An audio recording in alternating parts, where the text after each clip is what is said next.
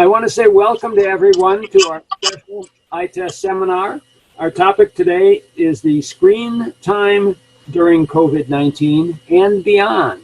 What are we doing with screen time? That's the core question here. For those of you who are new to ITEST, we're 50 years old as an organization. ITEST stands for Institute for Theological Encounter with Science and Technology. We're a collection of scientists, theologians, philosophers, teachers, professors, lawyers, doctors, all kinds of folks who are interested in the junction of science and faith. And what we try to do as a body of people is to show that science and faith are compatible and they have something to say to each other. So today's seminar is an example of that kind of thinking at work. And this is what we are up to in general, and we try to do these fairly often. We've had 3 so far in 2020, and we hope to continue to have many other of these presentations. I do want to draw your attention to the fact that we are a charitable organization and we don't have a basic stream of income or grants or anything like that, so we're dependent upon the donations of generous people like yourselves. And on the screen time flyer, there's a place at the bottom where you can punch a button. Gives you a chance to donate freely if you would like to do that, and we would certainly appreciate it because we definitely need the money. However, back to our topic for today of screen time during COVID-19 and beyond. We have 3 speakers today, and the first of these is Sister Mauricia Weber, who is rather a distinguished expert in this particular field of concern with screen time. Sister Mauricia Weber is a religious sister of mercy from Alma, Michigan, who is a physician, board certified in psychiatry with a fellowship in consultation liaison psychiatry. She trained at the Mayo Clinic in Rochester, Minnesota. She also holds a master's degree in theology from Notre Dame in South Bend, Indiana. She is currently the director of the Office of Consecrated Life for the Archdiocese of St. Louis. And Sister Mauricia is an adjunct clinical instructor at the Washington University School of Medicine in the Department of Psychiatry. Among her publications, and this is of particular interest to today's webinar, is included the book, Screen Addiction, Why You Can't Put Down That Phone. Well, I think you will find that what Sister Mauricia has to say is extremely interesting and very relevant to this topic. And with that, I turn it over to Sister Mauricia Weber. Thank you very much, Tom. Let me just share my screen here. Okay.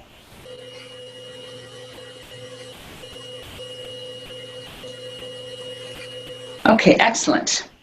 Well, good morning. It's a privilege to be here with you today to discuss a very important topic that's impacting all of us.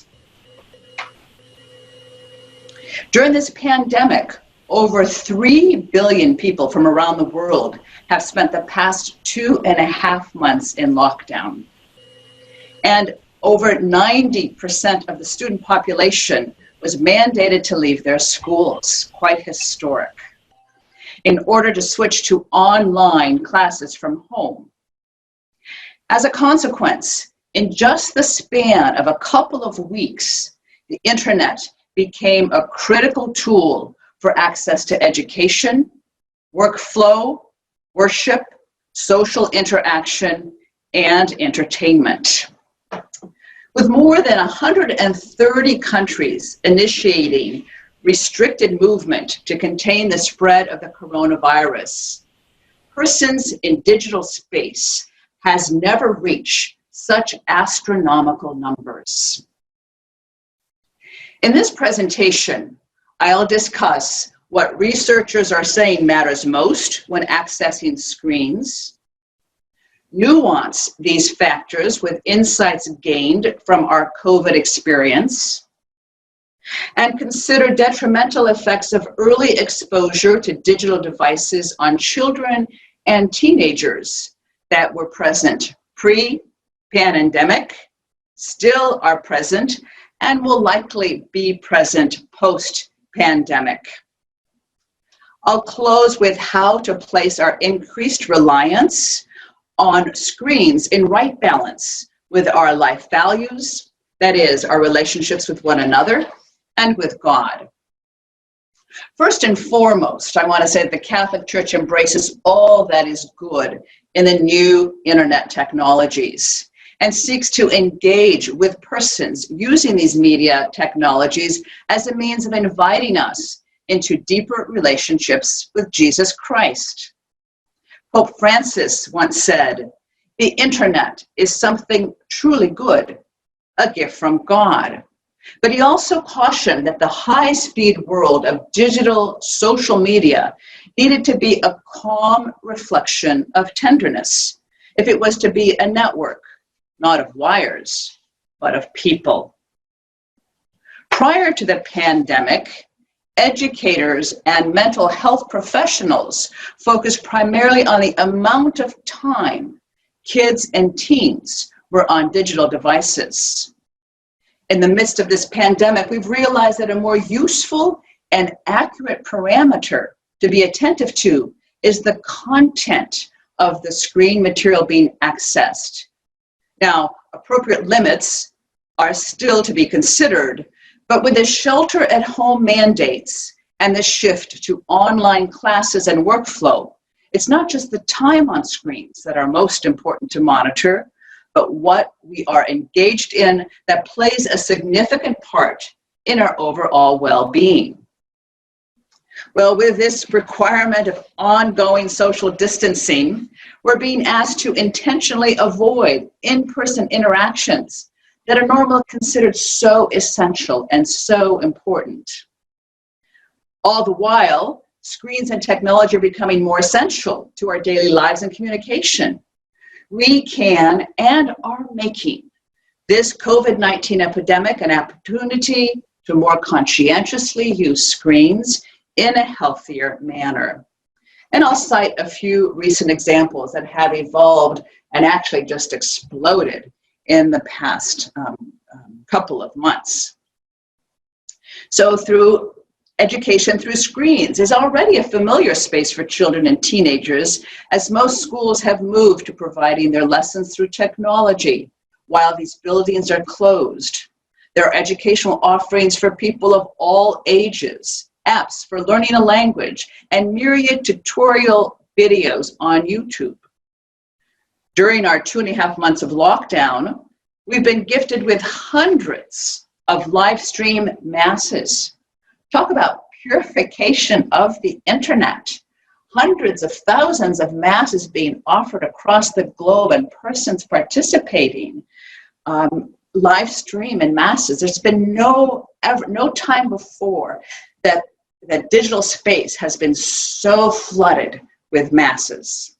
Of course, there are also more rosaries and novenas and processions being prayed online.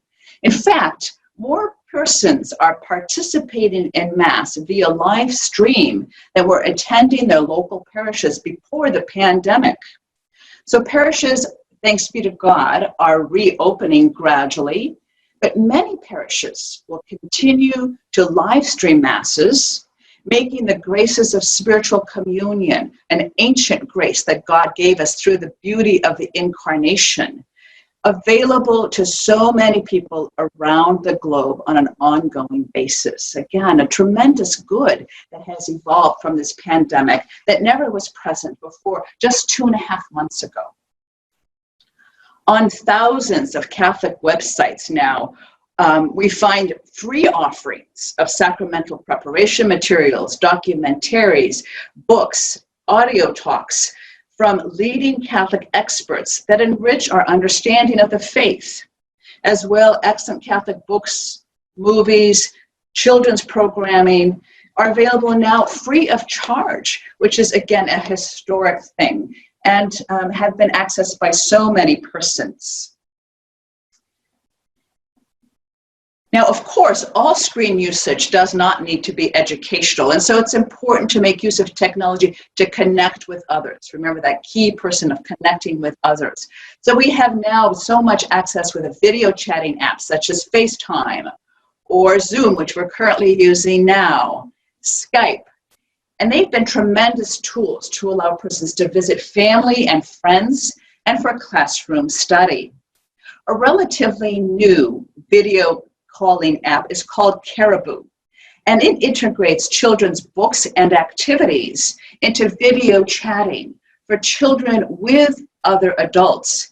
It's actually become a popular app for grandparents who can't come and visit their children, their grandchildren, to interact with their grandkids during this lockdown, where a story is taking place and you can see here the grandparents face down here interacting with a child that's viewing the screens.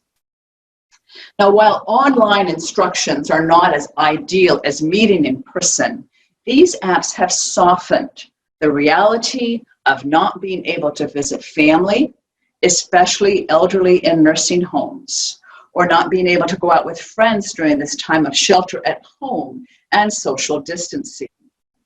We also know of many cultural enrichment opportunities that have exploded on the internet during this pandemic.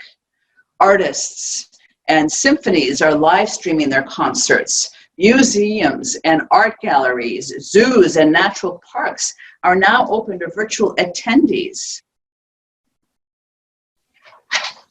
We also have gyms that are offering virtual workouts, and many don't require any special exercise equipment. It's also important to use technology for healthy relaxation. And we have more newscasts than ever, but viewing endless streams of COVID news recaps certainly are not recreational.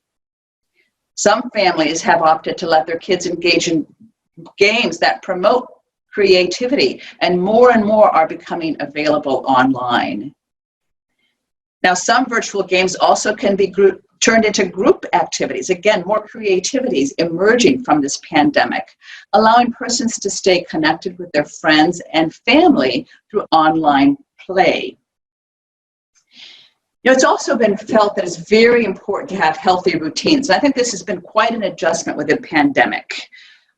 So changes in our routines can be stressful, and there's no question this time of pandemic has created a stressful time while parents have had to work at home, while their kids are trying to also learn and study, and different Zoom calls are going on. You have to separate in different spaces so you can hear one another and not be too distracted or interrupted.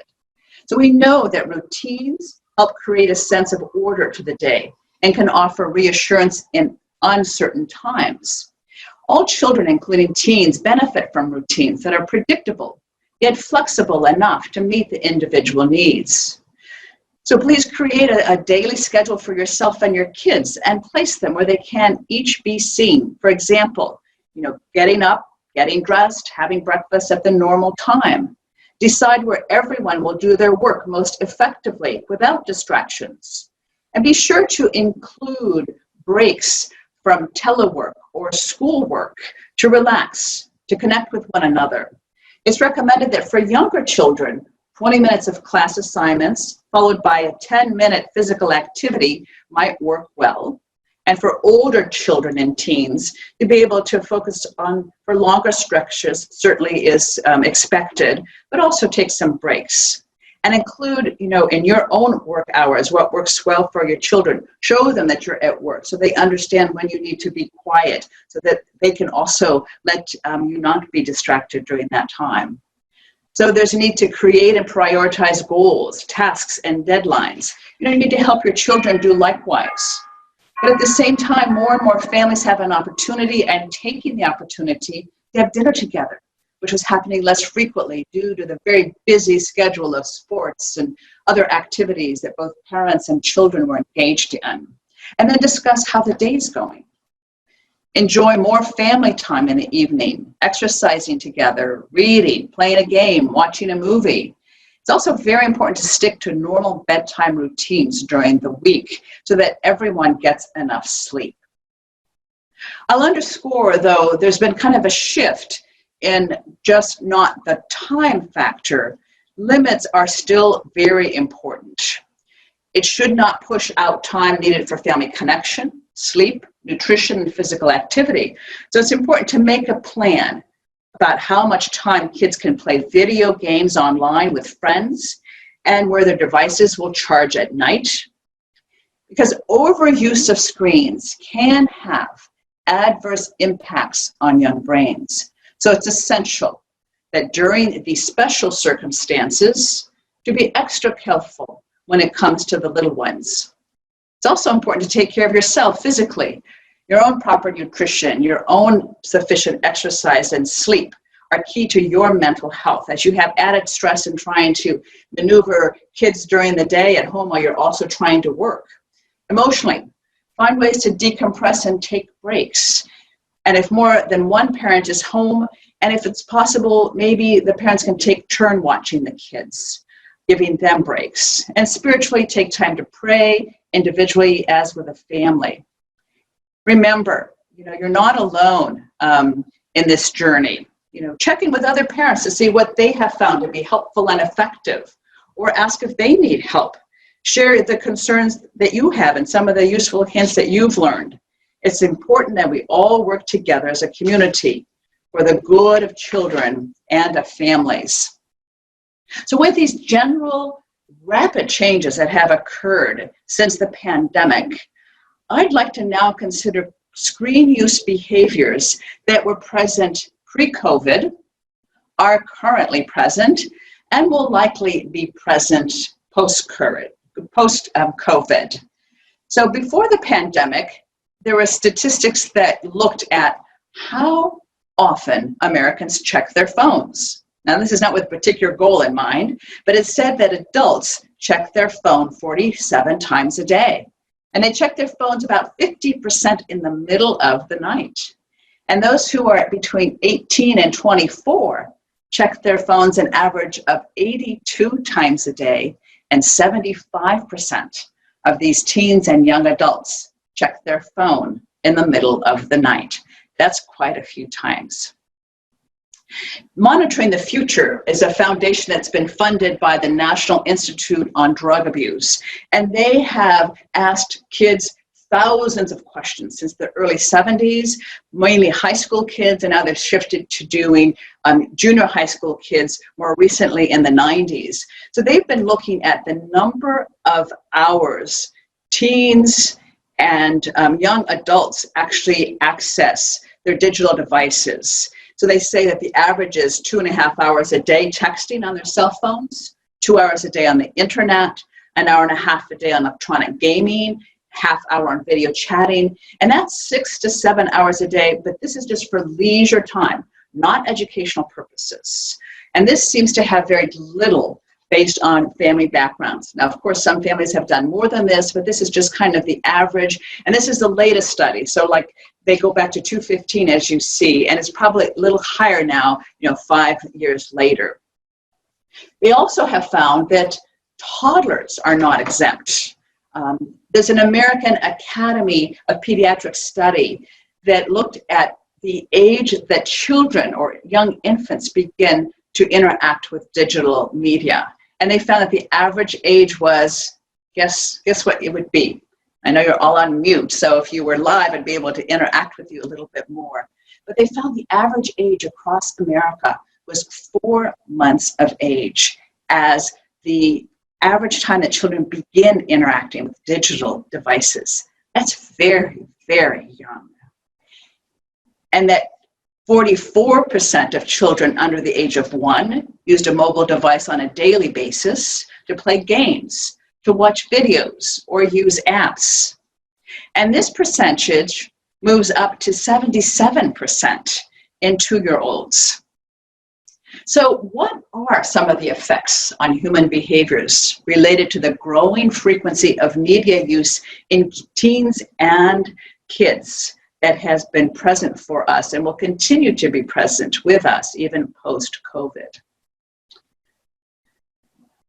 Children who are watching screens before 2 years old are found to have delayed language skills. They talk later and they talk less. Think about why that might be.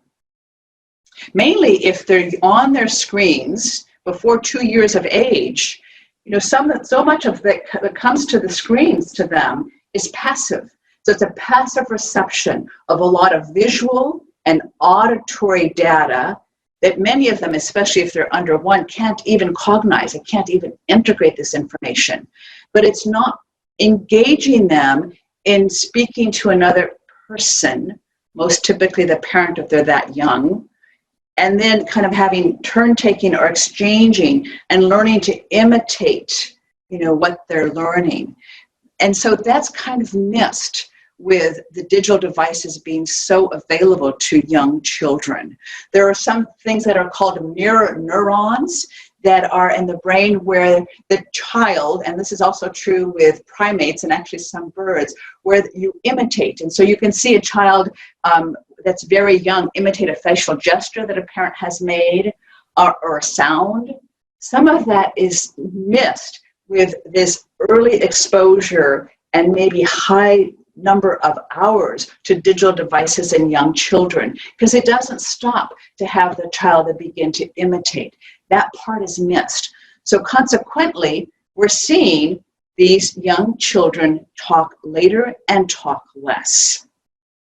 They also are exhibiting more limited face-to-face social skills and language skills because they haven't, again, had that opportunity to be more attentive to facial gestures and tone of voice. Linguists suggest that most of what is communicated really is not in words. It can be even as low as 7%. And so much is really communicated from body posture or tone of voice. And we know that very well in the English language. So for example, I can say, you worked hard to study for your exam. Or I can say, you worked hard to study for your exam. The exact same words have a totally different meaning. And again, this can be missed in young children who aren't able to discern some of those subtleties that are very crucial to language learning skills.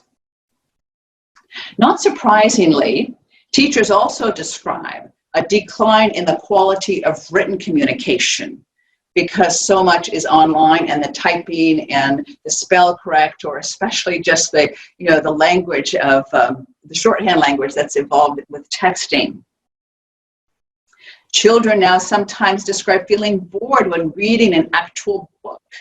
They describe feeling lonely or isolated, and certainly that I think is not the case for many of us that are born before the internet, where you would read a book and turn the pages and your imagination will begin to, develop a scene that you can imagine. And so much of that, if the child has had a lot of exposure earlier on, has not been inclined to engage his or her imagination. So they have trouble attending to all these pages where something is going to be built up.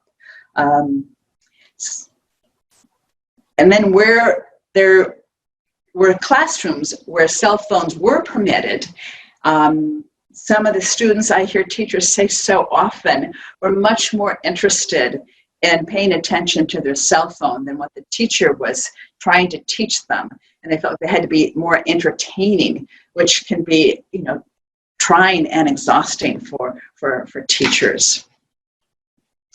The American Academy of Pediatrics has also found that young children who have been using gadgets have not had as much opportunity to learn conflict resolution, because if they don't like something, they just shift it off the screen. So they found that when they're out on the playground, for example, and they can be hyper aroused, that they get easily defensive. They can be unhappy losers, and so they have a poor frustration tolerance. That is something that is more typically experienced with more face-to-face actual interchanges. What about sleep? Americans apparently have 2/3 of them have chronic sleep deprivation. So it's a modern day malady affecting especially Americans and now more global persons with the use of cell phones, smartphones, e-readers, at night that have this light emitting quality. An over-engagement of screen media can impair the quality of sleep because it affects the circadian rhythm and can result in an impaired memory or irritability because it disrupts the healthy sleep architecture. Now, in the days when we had nothing but the blue spectrum light on some of the iPhones, so persons who were taking their phones to bed, remember, 75% of teens look at their phone at night. The blue spectrum light that was emitted from their cell phone when they're in their bedroom with the bedroom lights out would tell the pineal gland, which is right here in the center of the brain, it's daylight. So instead of nighttime, having the pineal gland secrete what is a normal body's sleep aid called melatonin, it shuts that off. So that was then affecting the healthy sleep architecture that was found when they did an EEG of individuals. So even today, though, with the cell phones adjusting and having more kind of a darkened color that does not trigger this blue spectrum light as powerfully, because kids are staying up at night, and this is actually an adult as well, looking and checking at their phones. So often it can be the last thing they checked before they go to bed, and it can be the first thing they check when they wake up. But recall that 75% of young adults and 65% of and 45 to 65% of adults themselves are checking their phone at night. So with the buzz or the ting or whatever it is that's triggered that they're getting a message, some kids then are engaging in online games, which kind of stimulates, their attention. So they're getting more, aroused and awake. So this is something that that needs to be looked at. And they've done studies as to why teens take their phones to bed. Apparently, females are more likely, teenage females are more likely to actually set their phone right in bed beside them than even at a nightstand. And so when they ask them, why do you do that? They say, I don't know, I just can't help it. And others have even described their cell phone as an extension of their bodies, or even almost like a lover. Having my phone closer to me while I'm sleeping is a comfort. It makes me feel safer. Again, we never used to talk about having, some object feel safer that way, unless we felt threatened or something like that. There's also a meta-analysis of studies that are indicating that young children are also developing sleep deprivation because of the accessibility of the iPads and things like that in their bedroom that they might reach out for. I'm going to shift now a little bit to looking at behaviors that have more potentially harmful consequences.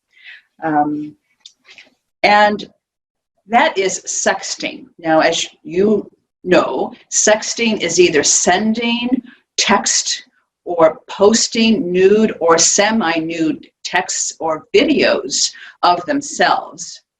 And studies have looked at the number of teenage girls who sexted, and it said that about 22% of them sexted, and about 18% of teenage boys sexted. So then they wanted to look at, okay, now we're looking at young adults, they're maturing, they're having a better sense as to, what risky behaviors are. So they wanted to look at the percentage of individuals then across this study when they became 20 to 26 years old. So when they looked at these statistics, they found that females now between 20 to 26-year-old, if as teenagers they were sexting, 22% of them were, this actually grew to 36% when they became 20 to 26 years old. And for teenage boys going from 18%, it rose to 31% when they were young men. So again, this was not expected. So our future adults are engaging in some pretty risky behaviors that they don't necessarily appreciate, can cause permanent consequences. As we know, sexting becomes a legal issue when teenagers under 18 are involved, because sending nude or semi-nude photos of themselves when they're under 18 places the recipients in the possession of child pornography. Once on the internet, any material and is almost impossible to remove. I've had individuals who have come to me who have been teenagers who have Googled themselves to see what's out there on the net. And a couple of teenage girls have found a picture of themselves, and they were, in a bikini, which I guess is pretty common, but they found that their picture was put on an invitation to, one time it was to have, a lesbian party, and this young girl was not same sex at all, and that was devastating for her. So you don't know, once you might delete a picture or something you sent on your gadgets, it's still out there on the internet, and you have no way of necessarily recouping it.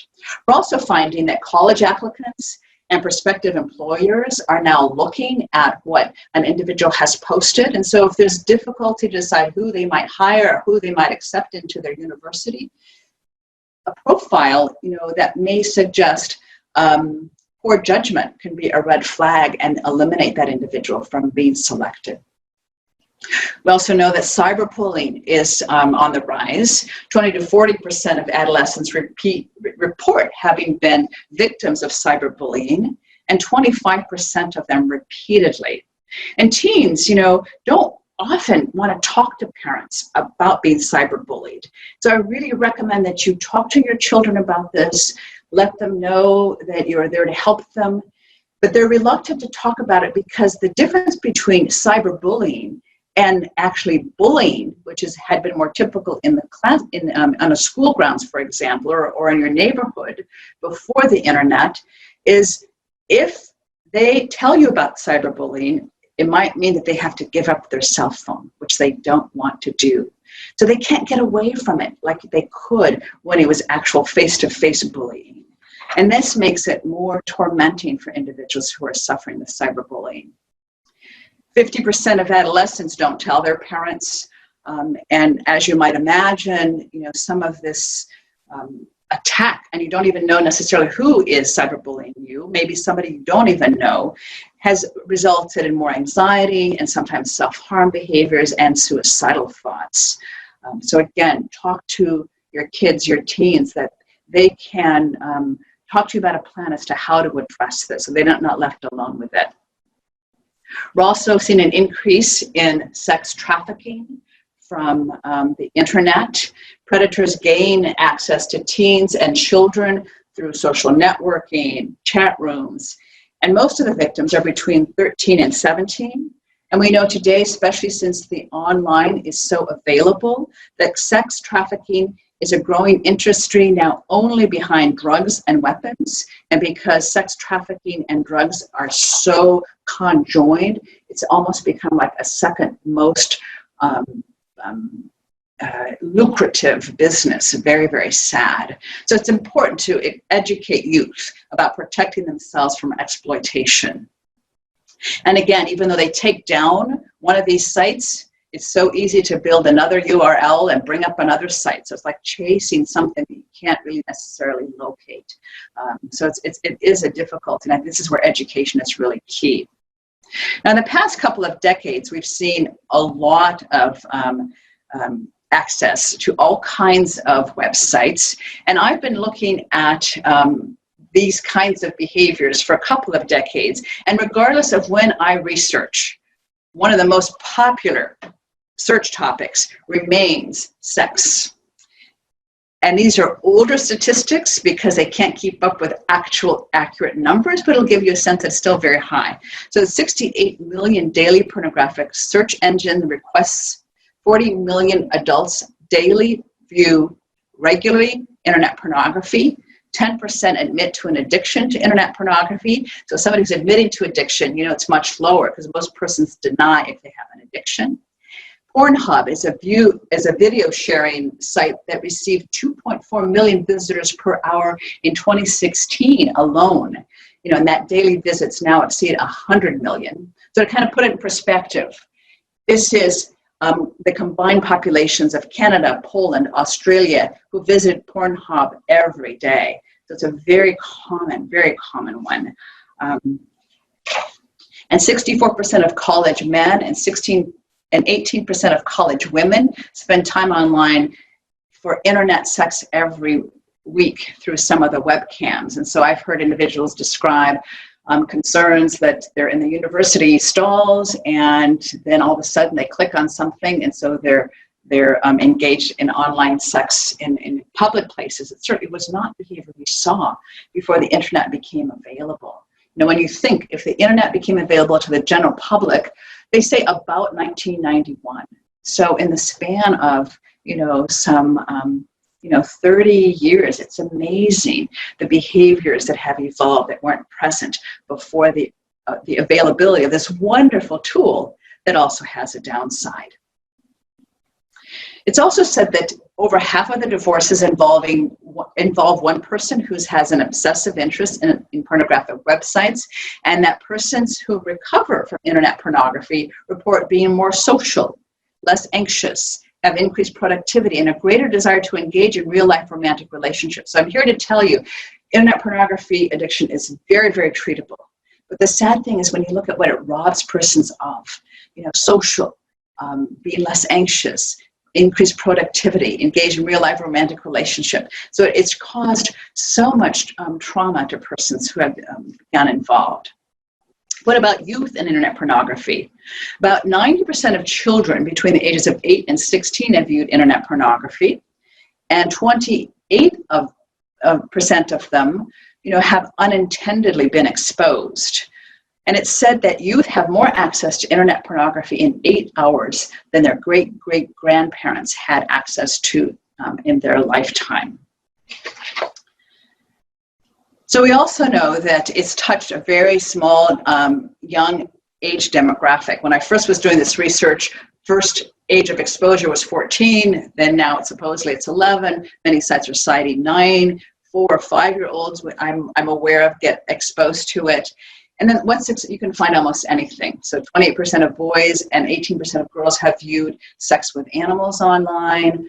39% of boys and 23% of girls have viewed sexual bondage, where there's whipping and hitting along with sexual activity. What is that really teaching, these young children about what's supposed to be such a sacred and beautiful exchange between a man and a wife?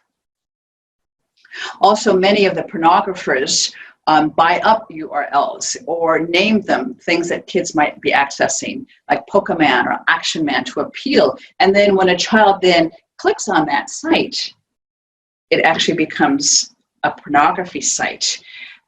And I don't know if some of you are not aware of what mousetrapping is. Mousetrapping is when you click on a site, then it opens up to a pornography site, for example. That's where mousetrapping is mostly used. Then when the child clicks on it again, it's another pornography site. So it traps them into that to get them exposed and kind of curious. So again, I highly encourage parents to speak with their children, that if they have something that surprises them or they're nervous about, to not be afraid, because we have a natural inclination that when we've done something and we feel like we're bad as a child, we're going to want to maybe hide that.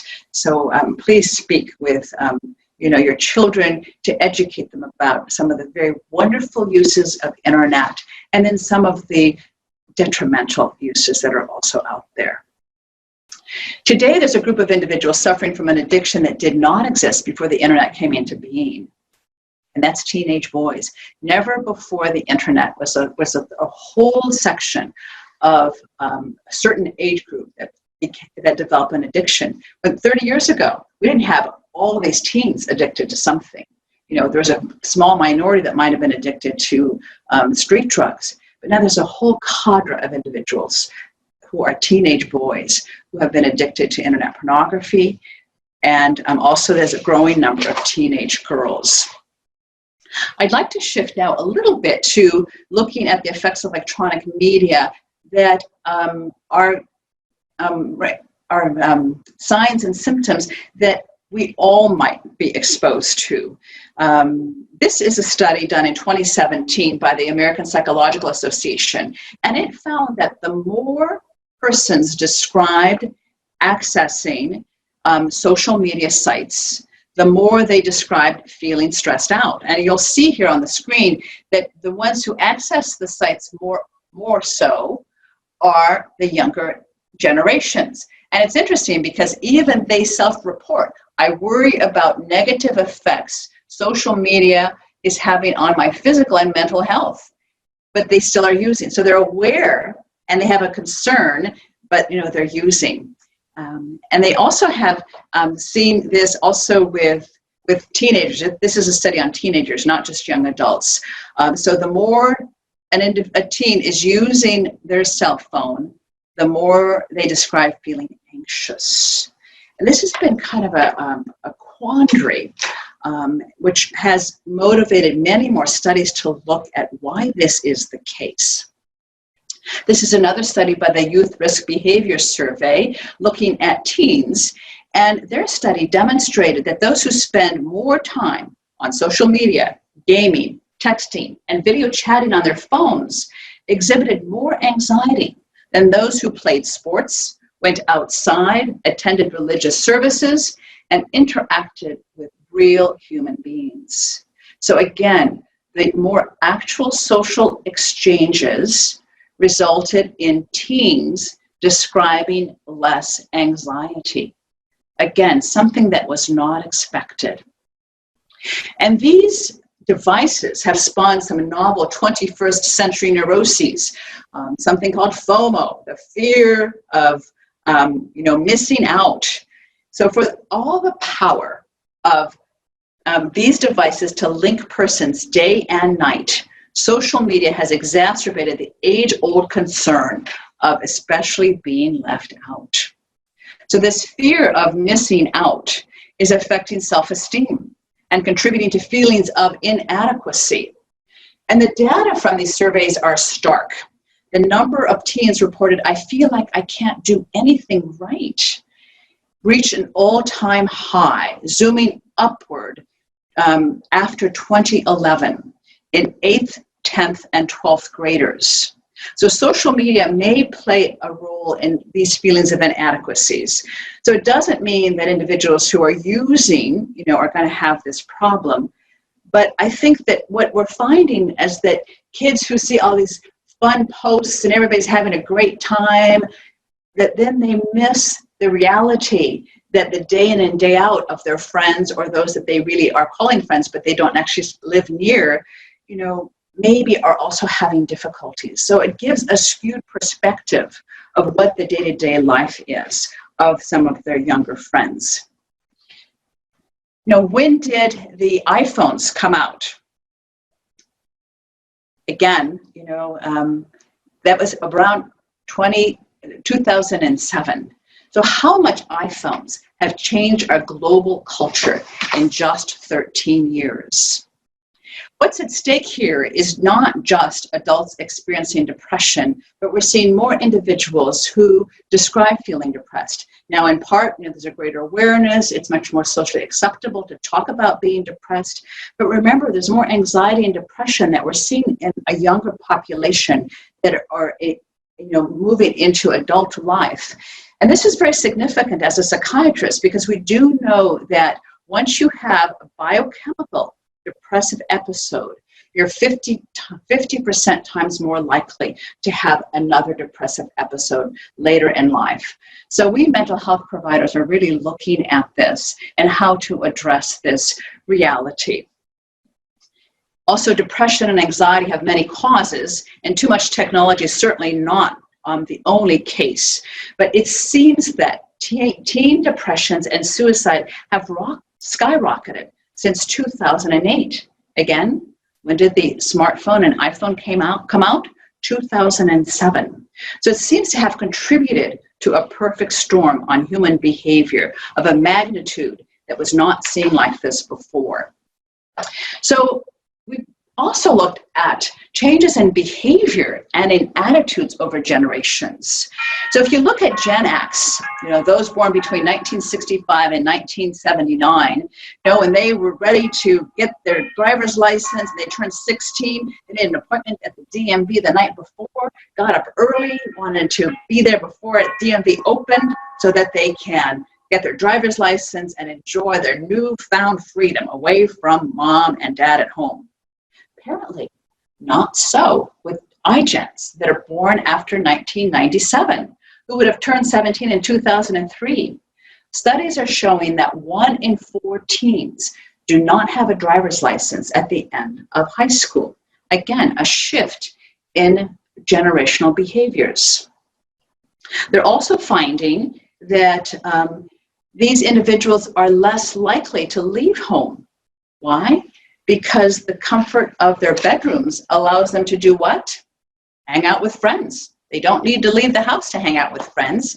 Much more of their hangouts are on their digital devices. They also are dating less because so much of the social life also is on their phone. So when you think again of what has evolved in just 29 years of social behavior, it's interesting now that with teens getting together every day dropping by 40%, looking at the year 2000 to the year 2015, which is one of the latest large-scale studies that were able to be done, that the roller rink, the basketball court, the town pool, and the local necking spot have all been replaced by virtual spaces. Paradoxically, iGens also describe themselves as more likely to feel lonely than prior generations of teens. Teens who visit daily social networking sites, but who see their friends in person less frequently, are more likely to say things like, a lot of times I feel lonely. I often feel left out of things. I wish I had more good friends. So this spike in loneliness appeared after 2013, not that long after the iPhone was released. So what is it that has contributed to some of these really, what I would call, and others have called, significant behavior changes across the generations since the advent and very, very accessible use of multiple digital devices? So that's where I'd like to turn my presentation next. I'll consider behavioral addictions because this is an area that we did not think was going to evolve until more recently.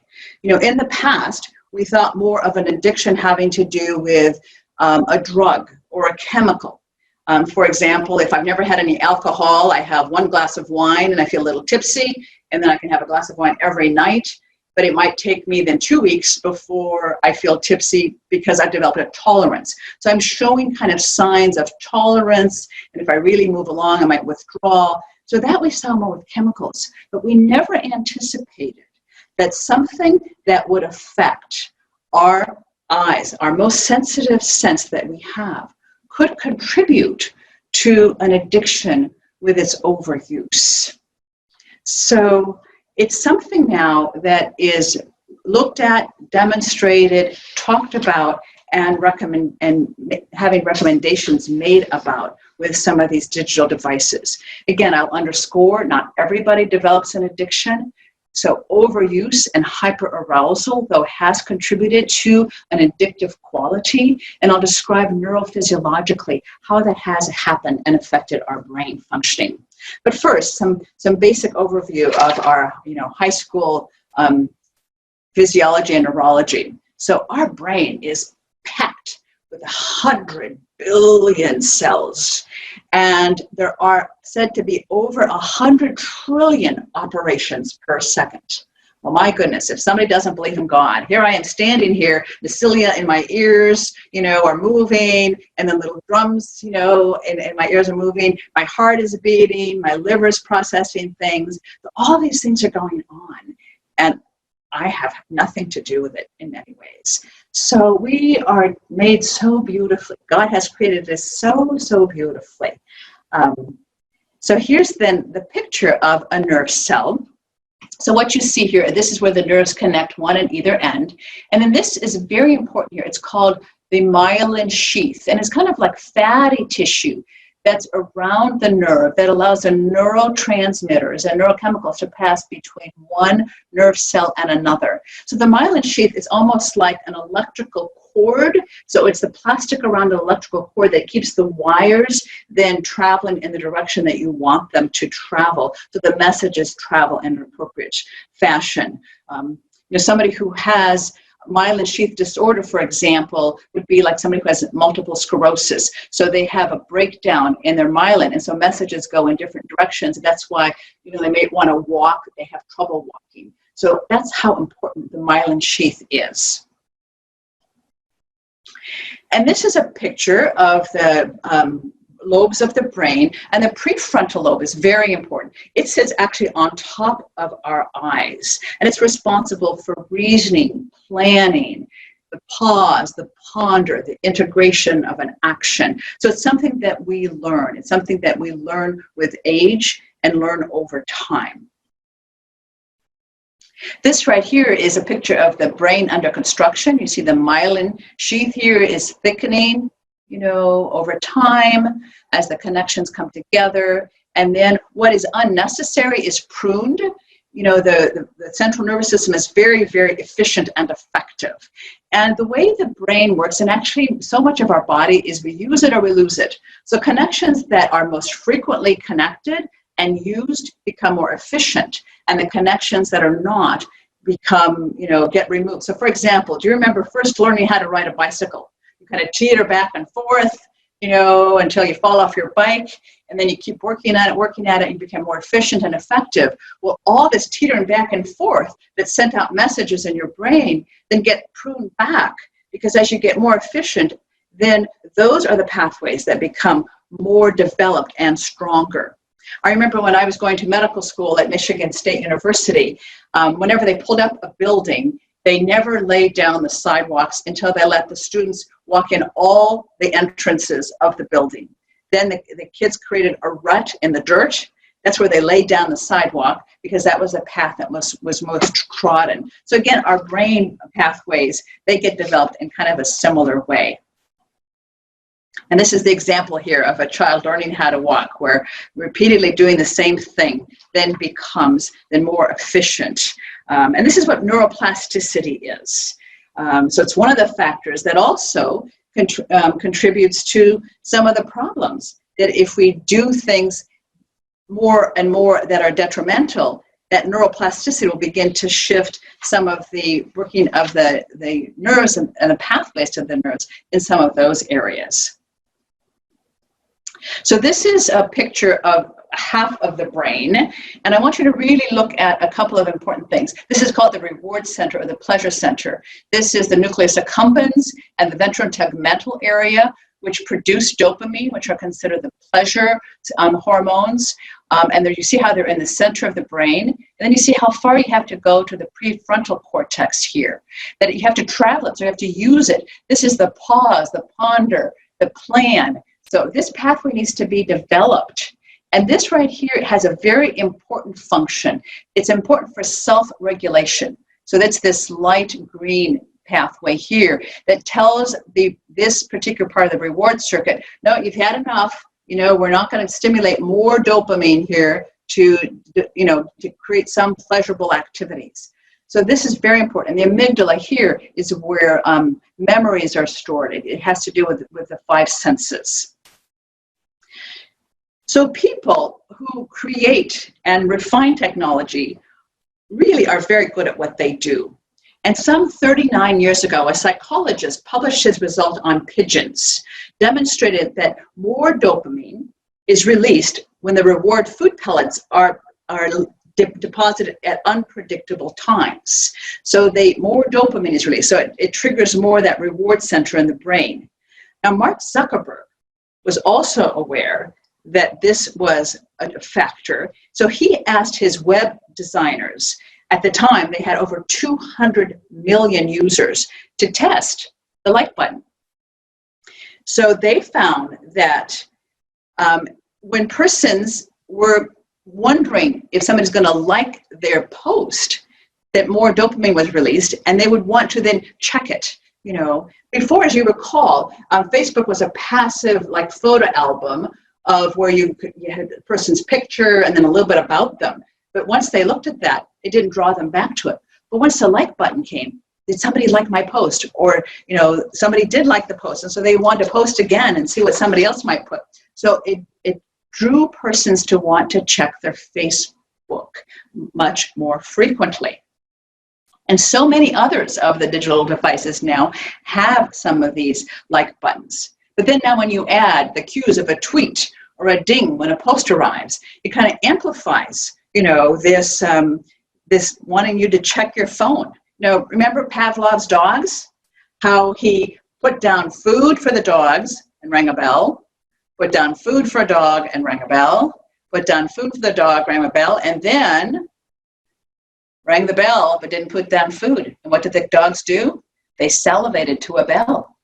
So there was the operant conditioning of associating something that had nothing to do with food trigger the memory for food. And so that's what some of these sights and sounds and variability, it makes you anticipate. It's a positive anticipatory reinforcement for behavior that has been really inserted now almost seamlessly with all gadgets for you to want to check more and use more. I ask individuals, when did Steve Jobs give his children an iPhone? Never. When did Evan Williams, the founder of Blogger or Twitter, co-founder of Twitter, give his young sons, an iPad? Well, he gave them hundreds of books. So what do you make of the fact that those who are the creative founders of some of these very useful tools did not give them to their children when their brain was just developing? Going to shift now a little bit to online gaming. And as I've just said, teenagers have a very, very highly neuroplastic brain. And so they're particularly vulnerable to neurochemical changes. Now I'm going to say that online gaming can be very good. There's many games now that they have social interactions, they're playing, they have exposure to other friends. So that's very good. But I'm looking at what has been noted to create a change in their brain neurocircuitry with overuse, because I think that's what's important here. And also what now has been inserted into some of these child apps. There is a Florida pediatrician who several months ago found several wrist-slitting suicide tips spliced into YouTube Kids apps, which is very sad. And they were also found in Minecraft videos depicting shootings or a cartoon suggesting human trafficking, a clip of a child who committed suicide by stabbing, another attempted by hanging, and then another one here in the popular Nintendo game called Splatoon, where this individual is saying to remember kids, sideways for attention, long ways for results, end it. So again, encouraging parents to sit down and watch what some of their children are accessing, even though it's called a YouTube Kids app or something that you think would be for children. The insidiousness now of inserting some of these things into children's, which should be, entertaining, interactive toys, is out there. It's something we need to be aware of. So online gaming, one of the games that was studied a couple of decades ago, because it was one of the most popular ones, it also was found to be described by those who played very addictive. So basically, for those of you who are less familiar, you create an avatar or a character, you join certain guilds, and you become friends with your guild mates, and so they enjoy this kind of socializing. There's so many persons on World of Warcraft that it said that if World of Warcraft was a nation, it'd be the 12th largest nation in the world. So these individuals who are playing sometimes have trouble, leaving their guildmates who are in Estonia or Japan or Paris, because they don't want to miss the epic episode that they're all questing for. So they play all night, and so they don't get enough sleep, or then they miss their classes, or they're not doing their homework. So again, this is a detrimental overuse. So again, everything in moderation.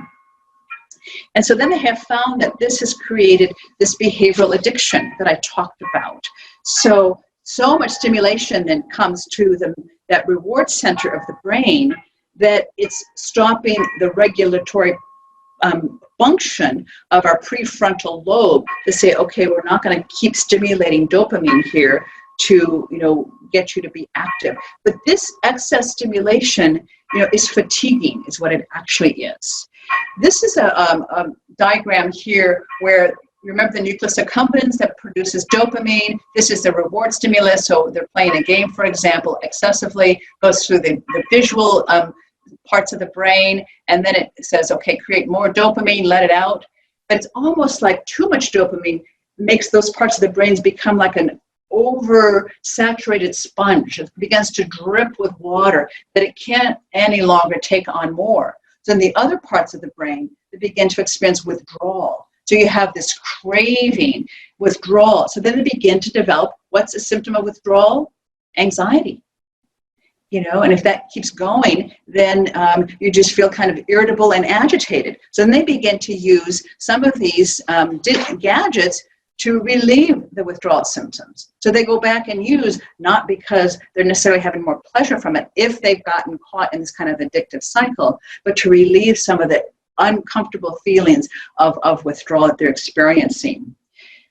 Not surprisingly, just this overstimulation of that part of the brain that doesn't go to the prefrontal cortex for pause, ponder, and reflect, and allows some regulation here, has resulted in impulsivity. Because if you imagine, this is the area of the brain that keeps getting stimulated, and then it impairs the decision-making process of the brain that is more in the frontal lobe. So this is where high-speed internet has had the effect, but also some of the themes of the games. This is an older game that has many, they keep upgrading the version, but basically Grand Theft Auto triggers desensitization. It has those who play torture. They kill police. There's violence towards prostitutes in order to win, so in order to gain a point, you have to torture someone. Now, I don't know if that really is going to help a young child build, virtue. They've even made a game of the Columbine High School massacre. So excess online gaming, has also found to cause some pretty detrimental effects. These are all over the internet now, but persons who are addicted to some of these online gaming can sit for like 40 hours in a row, not eating, not sleeping, and develop severe dehydration. This is a story of an individual who was in Taiwan, where after sitting 40 hours in an internet cafe, basically died even though he was healthy, but because he didn't get enough fluids, was not getting enough sleep, he created a blood clot that showered to his lungs and heart and died of a heart attack.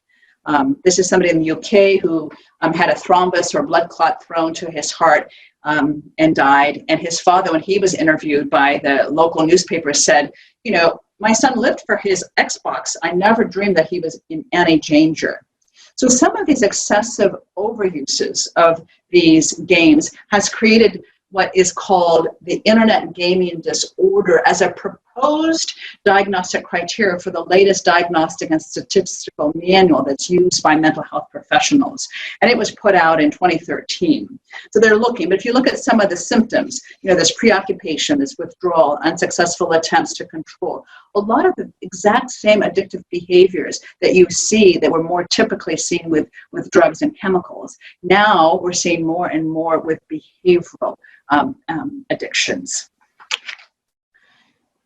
So what we can say is that electronic media is not intrinsically bad, and people of all ages can make very good use of technology, and they can be extraordinary tools for communication, for business, for social exchange.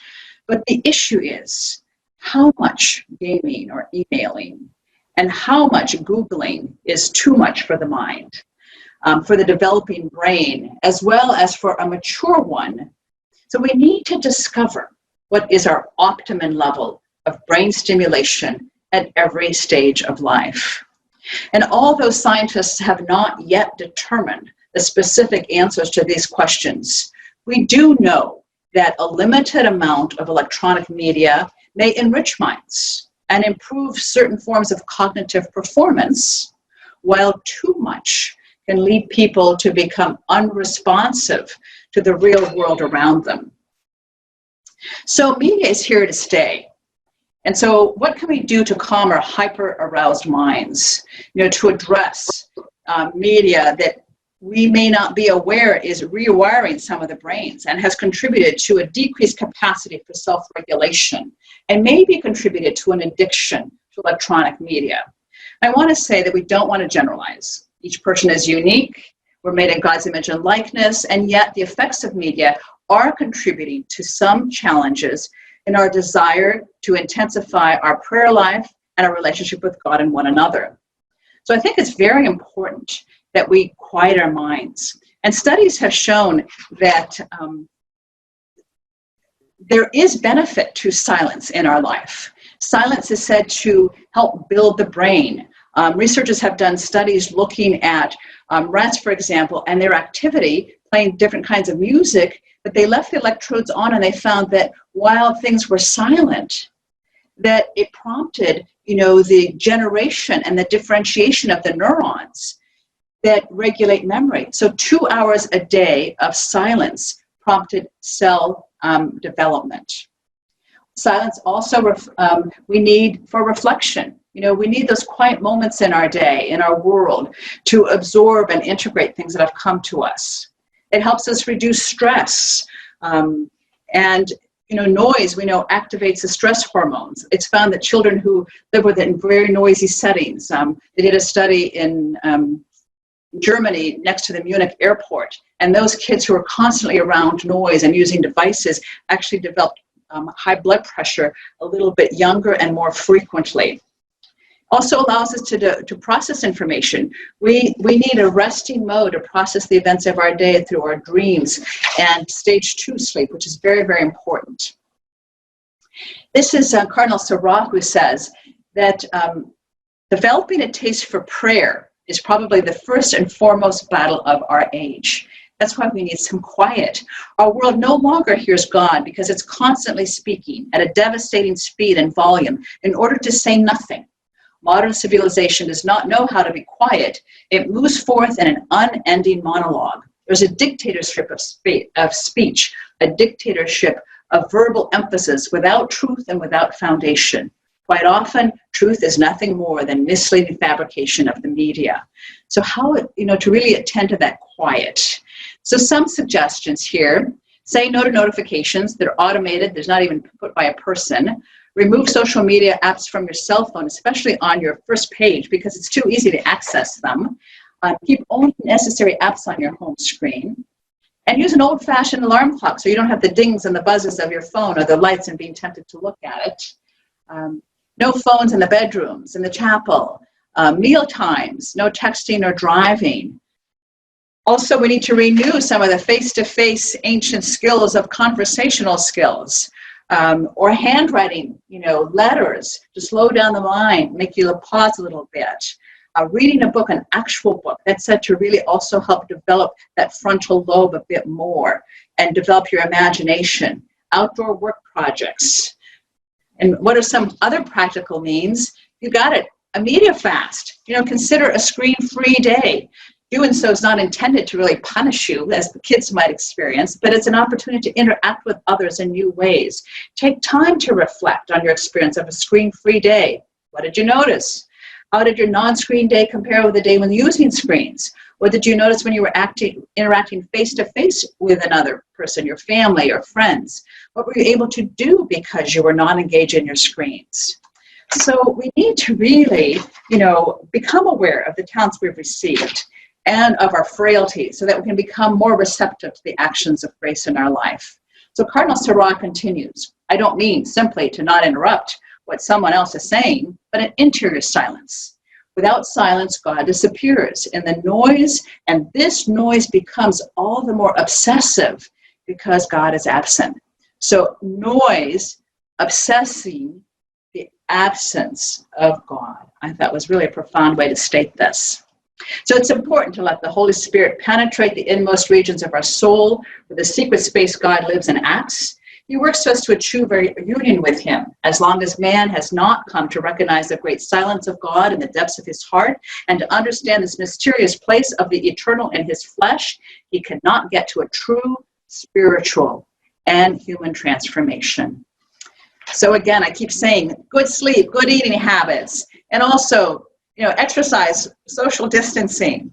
The key to affective maturity is really self-knowledge. But if I'm not aware of what I'm doing, and I'm not aware of the effects that this is having on my children and myself, I can't bring it to self-knowledge. But once I become aware, I pause, I ponder, I reflect, I learn, then I can put some of these things to some self-direction and have some guidelines in place that are going to be healthier for me, my family, and the well-being of my own human development. And that's really what true freedom is about. So I'm going to close here with a quote from our beloved St. John Paul II in one of his Communication Day messages, where he said, "The internet causes billions of images to appear on millions of computer monitors around the planet. From this galaxy of sight and sound, will the face of Christ emerge and the voice of Christ be heard?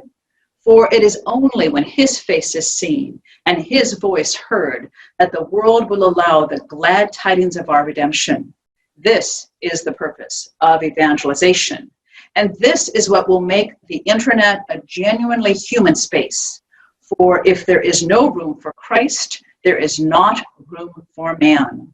Therefore, I dare to summon the whole church bravely to cross this new threshold and to put into the deep of the net, so that now, as in the past, the great engagement of the gospel and culture may show to the world the glory of God on the face of Christ. May the Lord bless those who work for this aim." Thank you. We'll take questions later on when we have our Q&A. And I just want to highlight for you, I get asked a lot, can we get this information?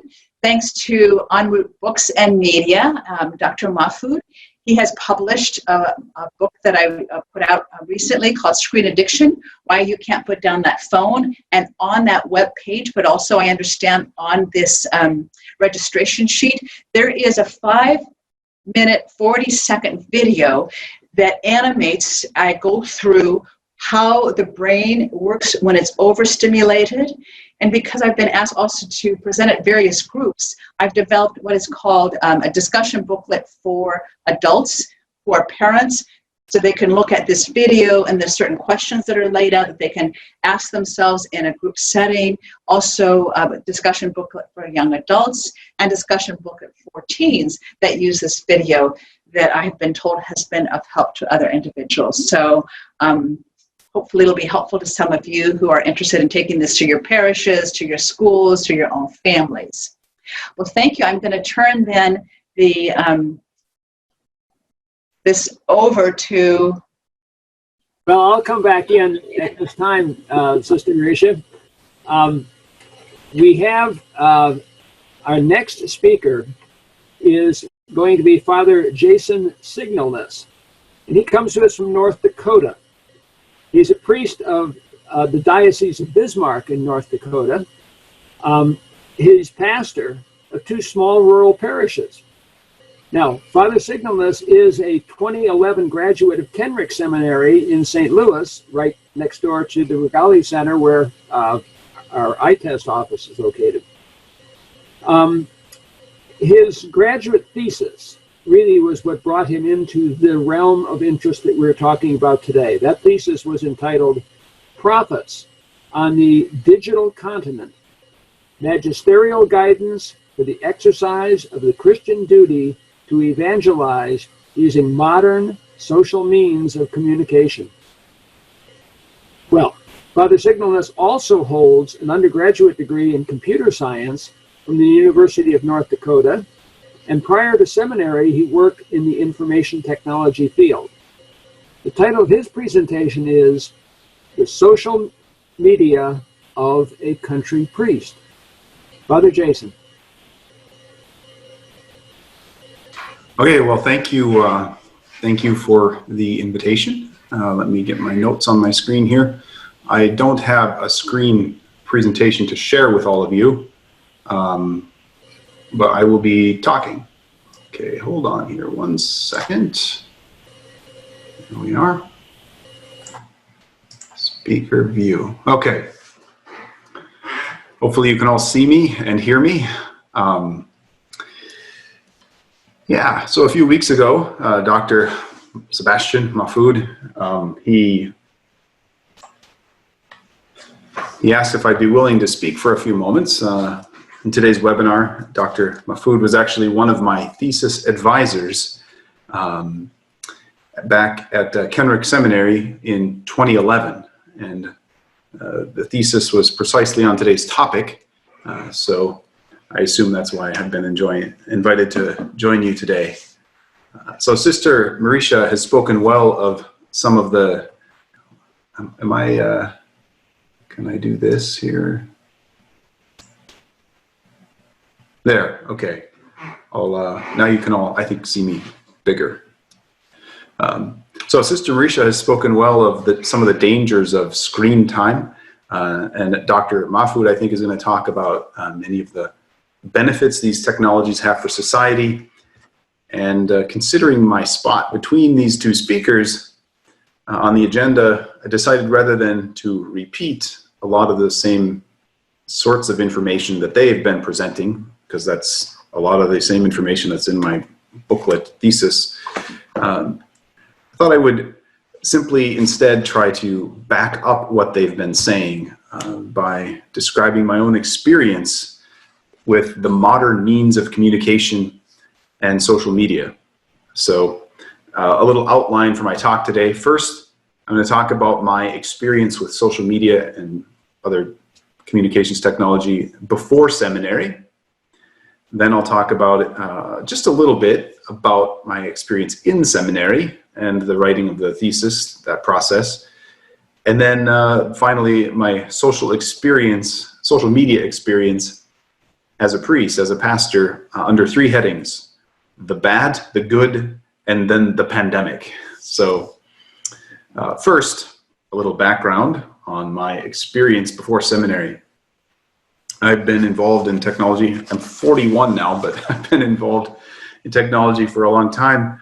I started blogging before that was actually even a word. And this meant that I created a website back during like high school. Was posting some content on there.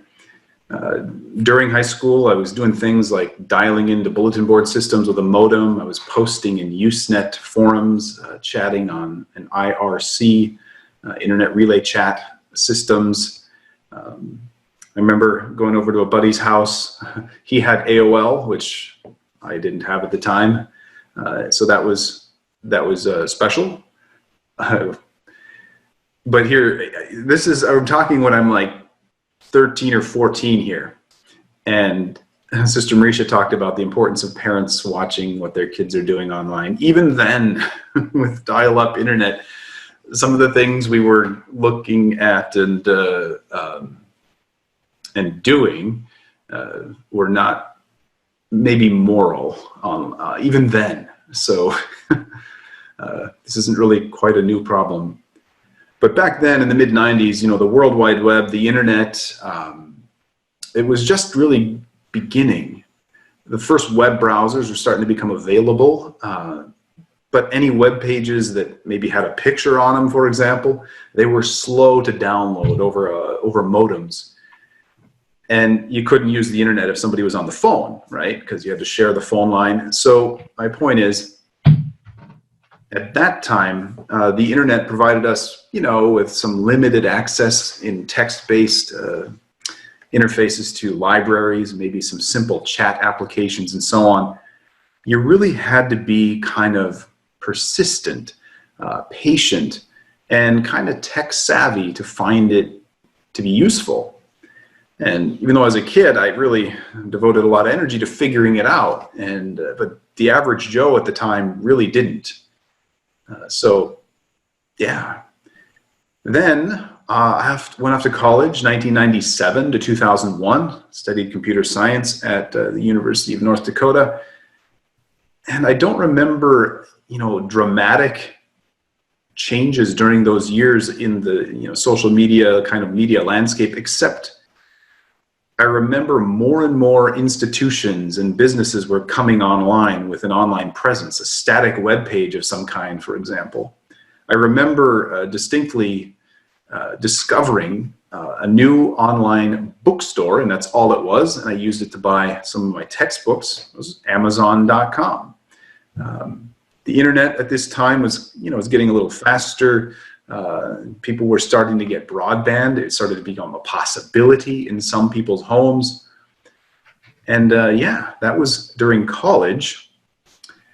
After college, I graduated, worked for a power cooperative, a big power co-op, and a subsidiary of theirs. It was an internet service provider. I worked there as a Unix systems and network administrator. And that's really, I got to see things start to pick up the pace in change. Social features really began to start appearing in different online networks and so on. Here's what I mean. I think Sister Marisha actually talked about this a little bit.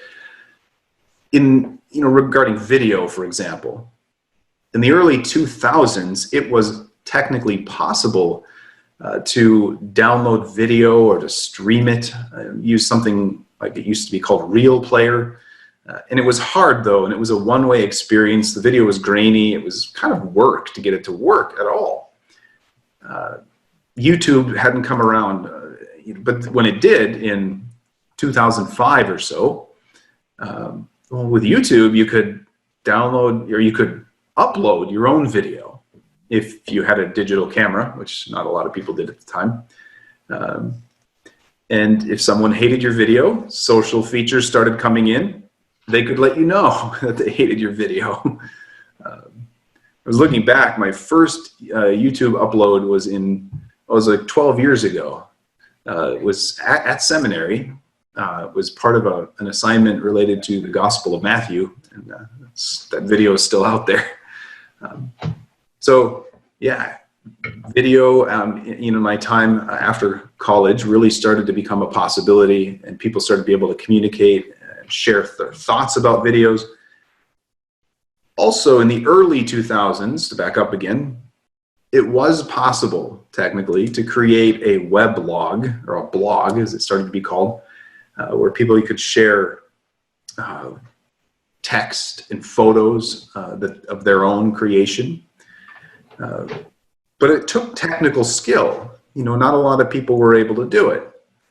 And then things like WordPress came along, which was, one of those services that allowed people to, without a lot of technical skill, to jump in and create their own web pages. Eventually, it also became easier to add things like the possibility for viewers and readers to comment on your weblog. It became easier to add forums to websites. That two-way communication starts to build. And up to that point, it was kind of slow. Then Facebook showed up, like 2003. And as Sister Marisha said, at first it was just static images and, a bit of text, and it wasn't really a two-way thing. Well, that changed, of course, rather rapidly when they discovered they could hack your brain with dopamine, with the like buttons, and then Twitter arrived around 2006 or so, and I remember using it in those first years. You had to use your cell phone with texting to Twitter to get it to work. It's a totally different system now. And smartphones themselves, well, they didn't show up on the scene. Sister Marisha said in 2007, the iPhone came out. I got my first smartphone in 2009. It was a Motorola Droid, and this is totally an aside, but this was on my desk. I didn't dig it out for the presentation. I had it out, and this is my first smartphone. Actually has a little keyboard, and it kind of still works, but not really. Anyway, that was 2009. Not that long ago in the grand scheme of things. And really, smartphones and mobile data, that is when society began to really change dramatically as a result of these technologies. And as I kind of reviewed my history that I just went over for this talk, it it again just kind of shocked me how fast this all has happened. 20 years ago, none of this stuff existed. So back to my timeline here. Went to seminary, of course, and didn't focus too much on social media, although I didn't notice that it was, changing. But as I was rounding out my seminary career, preparing to write my graduate thesis, I was able to reflect more deeply on how communications technology had been affecting society, and I was able to dig into the history of what the church had said about all of this sort of thing. Led me to review all the church's documents going back to, I think, 1936, the founding of Vatican Radio. So I reviewed a lot of stuff from then on up until 2011 when I wrote this thing. And if I had to summarize my findings, without hopefully repeating too much what others are going to say today, I would just kind of put it this way. First, as the church, first let me say this. If I had to summarize it, I would say the church, there's three themes that appear again and again in the church documents about social media and modern means of communications. And there's four tasks about how we deal with these themes. First of the themes. Well, Christians are obligated. We have a duty to evangelize. It's part of our job as Christians. That's one of the main themes, especially the Second Vatican Council. It's constantly in the documents. Everyone's called to spread the gospel. And it's the Great Commission, the last thing Jesus says before he ascends to heaven. Second, technologies, and whether we're talking about papyrus scrolls or printed books or landline phones or texting or social media, whatever, all these technologies have repeatedly been described by the church as having great potential to help with the mission of the church. There's a lot of optimism in the last century of the church's documents about how these technologies can do good. And I do think that those are real, those opportunities and potentials, that there is a lot of good that can be done, and I've seen it play out. And that leads to the third of the themes of all the church documents related to media. And that is that the church isn't naive here. It offers again and again warnings about the dangers of all these powerful technologies. And as I was thinking of that, the quote that always sticks in my mind related to this as a warning comes from the 1992 document Aetatis Novae. It's from the Pontifical Council of Social Communications. The quote is as follows: "The media can be used to proclaim the gospel or to reduce it to silence in human hearts. As media become ever more intertwined with people's daily lives, they influence how people understand the meaning of life itself. Indeed, the power of media extends to defining not only what people will think, but even what they will think about. Reality," this part is true but sad, "reality for many is what the media recognize as real. What media do not acknowledge seems of little importance. Thus, de facto silence can be imposed upon individuals and groups whom the media ignore. And even the voice of the gospel can be muted, though not entirely stilled in this way." True, we've seen it. In 2007,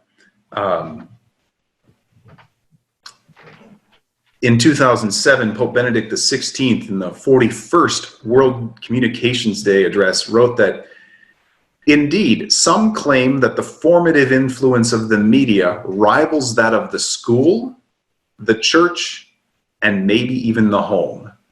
That is a scary thought. Think of CNN and MSNBC and other media institutions forming our children more so than we ourselves as parents and pastors do. But I think it's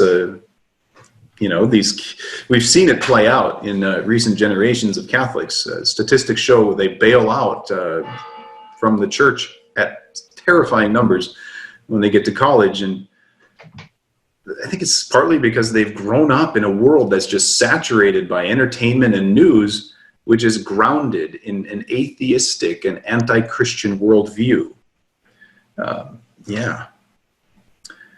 So that's the themes, that I've seen in all these church documents. As Christians, we have a duty to evangelize. Second, these technologies are a great tool to help us do that. But third, we got to be careful. There are warnings. The church warns us to do this carefully.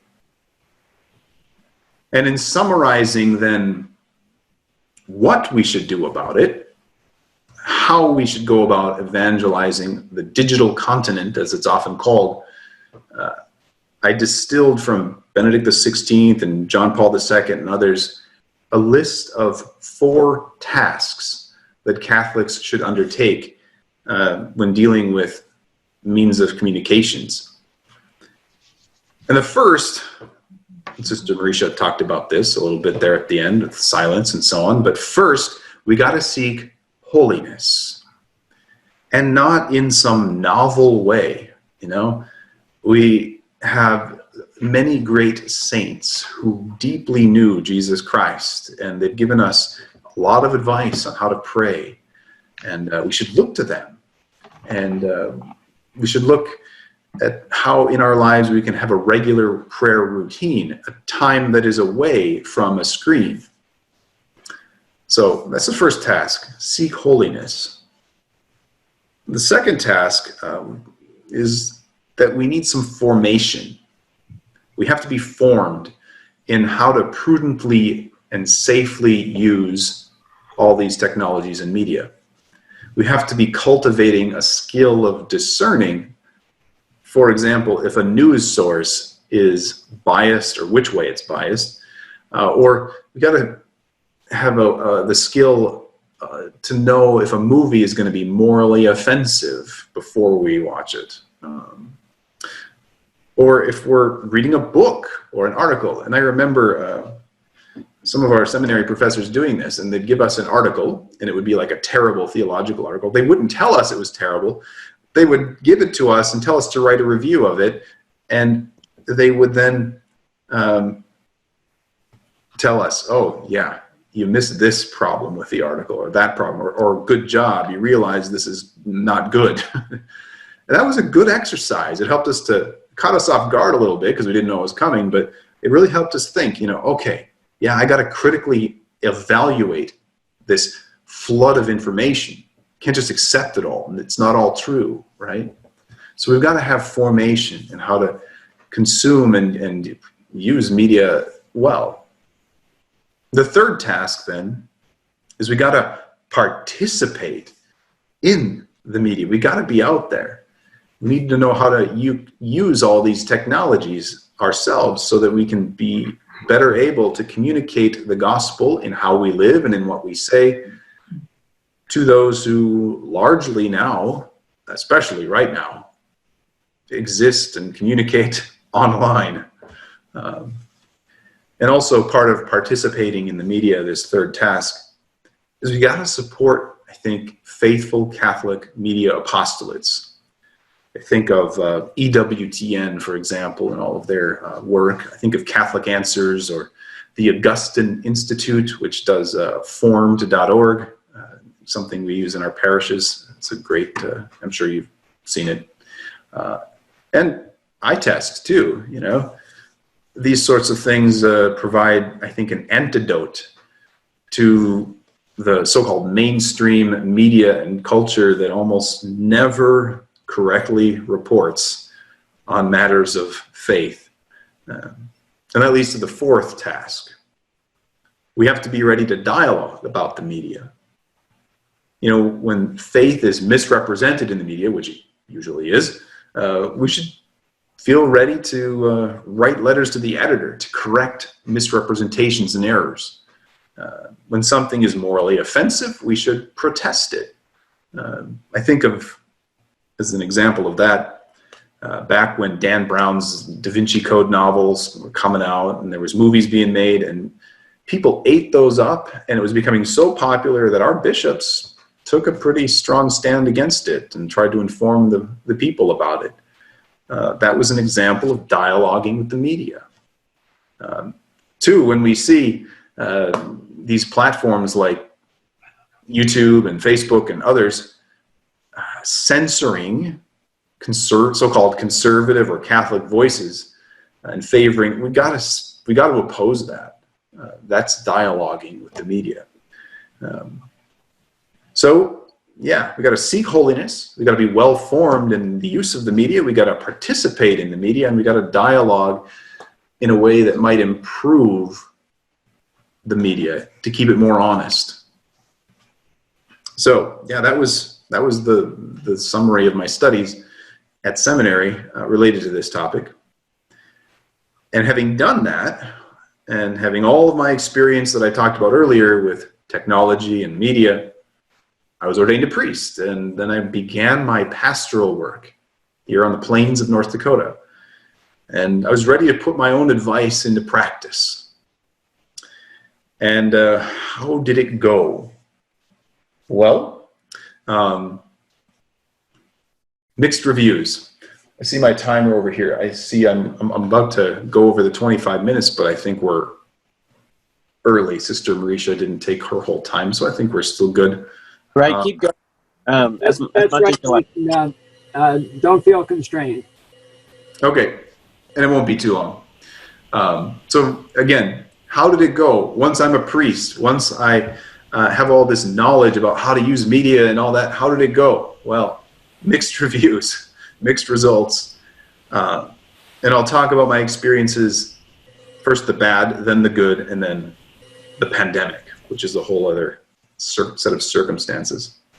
So first, my bad experiences on social media, screen time, right?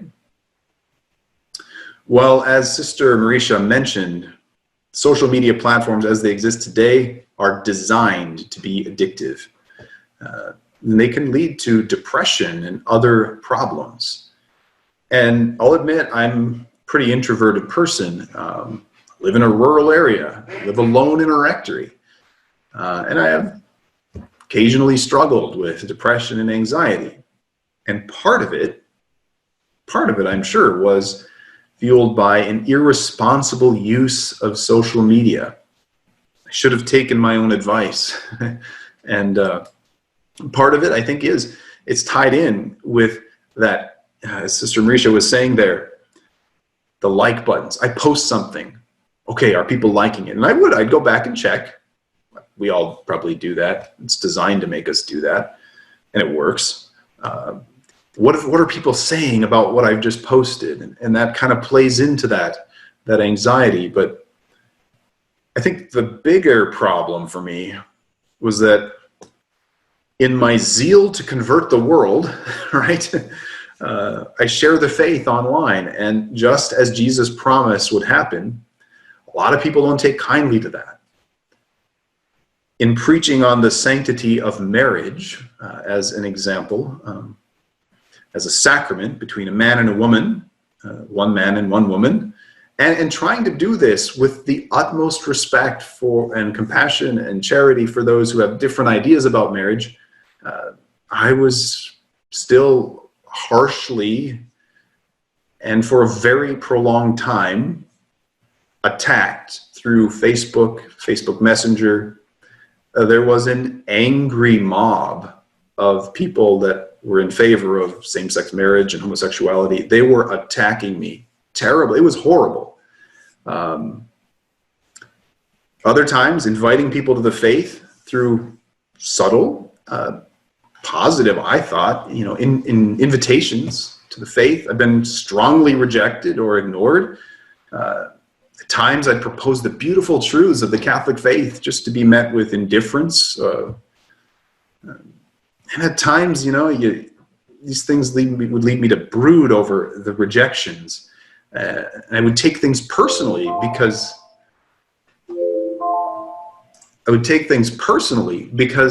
hey, the faith is the center of my life, the church.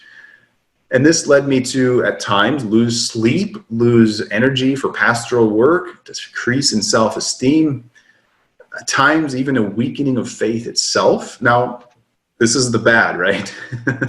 I have dealt with a lot of these things with spiritual direction and other means. So, don't worry. But the devil's out there, and he loves to use these technologies to pick away at our weaknesses. He knows what they are. So, yes, that's the bad experiences I've had as a priest using social media. But what about the good? Well, for years now, of course, I have been using Twitter. I've been using Facebook. I've been using YouTube. I try to share content that does those tasks I mentioned, tries to correct misinformation that goes out there about the Catholic faith, or that explains something related to the faith. I try to share beautiful Catholic artwork and music and things related to the season, the liturgical season, and I share the audio of my homilies and so on.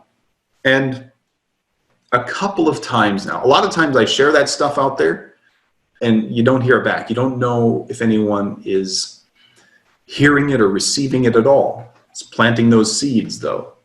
You don't know how things grow, but they do, by God's grace. So a couple of times now, out of the blue, I've been contacted through one of these channels, like Facebook Messenger, by individuals with questions about the faith. And I think of one family in particular. I've never met them, not in person, but they were seeing my content online. They were a so-called friend or something on Facebook. And they were interested in coming back to their practice of their faith. It had been years, though, and none of their children had been baptized. And for some reason, they had anxiety or fear of related to approaching a priest in their town. And I knew the priests in their town, and I said, just tried to encourage them. Oh, the so-and-so, Father so-and-so he's very warm. He'll be very happy to meet with you. I know him personally. I answered a few questions and didn't hear anything. Kind of forgot about it, actually. Well, then, out of the blue again, she just contacts me through the same method and is just pouring out her gratitude for leading her and encouraging her back towards the faith. And kids are all baptized now. They're going to Mass every weekend, and they're loving it. Now, things like that make a priest's day. But amazingly, I still haven't met this family. We were both at the same Eucharistic conference once, but I was in the confessional, hearing confessions, and they were off. They were trying to find me, but yeah, we never connected. And just yesterday, another situation similar came up. An email signed just Anonymous Catholic arrived in my inbox, and the individual was inspired by an article I had written on a certain topic to ask a question, a very sensitive question. And, it's hard for people to ask someone face-to-face these things, but it's easy to make that initial connection through a messenger. It's a low-risk way to communicate. So I haven't figured out how I'm going to respond to that person yet, but I'm very happy they've asked. And I do hope that any response I do give, it just leads to a more human, a more complete connection with the faith and the church. So that's the good. I've seen some good. Well, now, lastly, what about the pandemic? Well, as a pastor, with my history that I've explained, it's been a roller coaster. And Sister Marisa has mentioned some of these things too. So back in February of this year, this was a bad experience, I started to see some of my former students that I have taught the faith sharing content on Facebook that is entirely immoral, anti-Christian, just terrible. And I tried to reach out in charity to kind of explain explain why there might be an error, to invite them back into the faith. Well, in doing that, the student didn't respond at all. But again, a mob of angry people trying to defend this poor student from the evil Catholic priest, and this caused me terrible anxiety to see people that I know fall away from the church. My mind was spin as I tried all night long to think about what I could say to convince them and bring them back. And again, depression, anxiety started to rear its ugly head. I wasn't being prudent in my use of social media. So I decided I had to quit social media, at least for a few months, possibly longer. Despite the fact that I knew it could do some good, I knew, having that awareness, self-awareness that Sister Marisha talked about, I knew that mentally and psychologically at that time I wasn't capable, or it wouldn't be wise for me to keep using these tools like this. So I actually deactivated my Facebook account, decided not to touch any of it at least until Easter. Deactivating it is just a step away from permanently deleting it, which if you permanently delete your Facebook account, in theory they actually delete it. Who knows? They probably keep everything forever. Yeah, there's a lot of information in there going back decades for people now. Well, not decades, but a decade. So I deactivated my account, and this was before Lent had even started. From February 7th to March 20th, I was offline. And honestly, it was actually really good. It was a good media fast. But then the pandemic hit. And people started cowering at home. Public masses were canceled in our diocese starting March 19th. And at that time, I decided, it was an intentional decision. I didn't just cave in and install the app.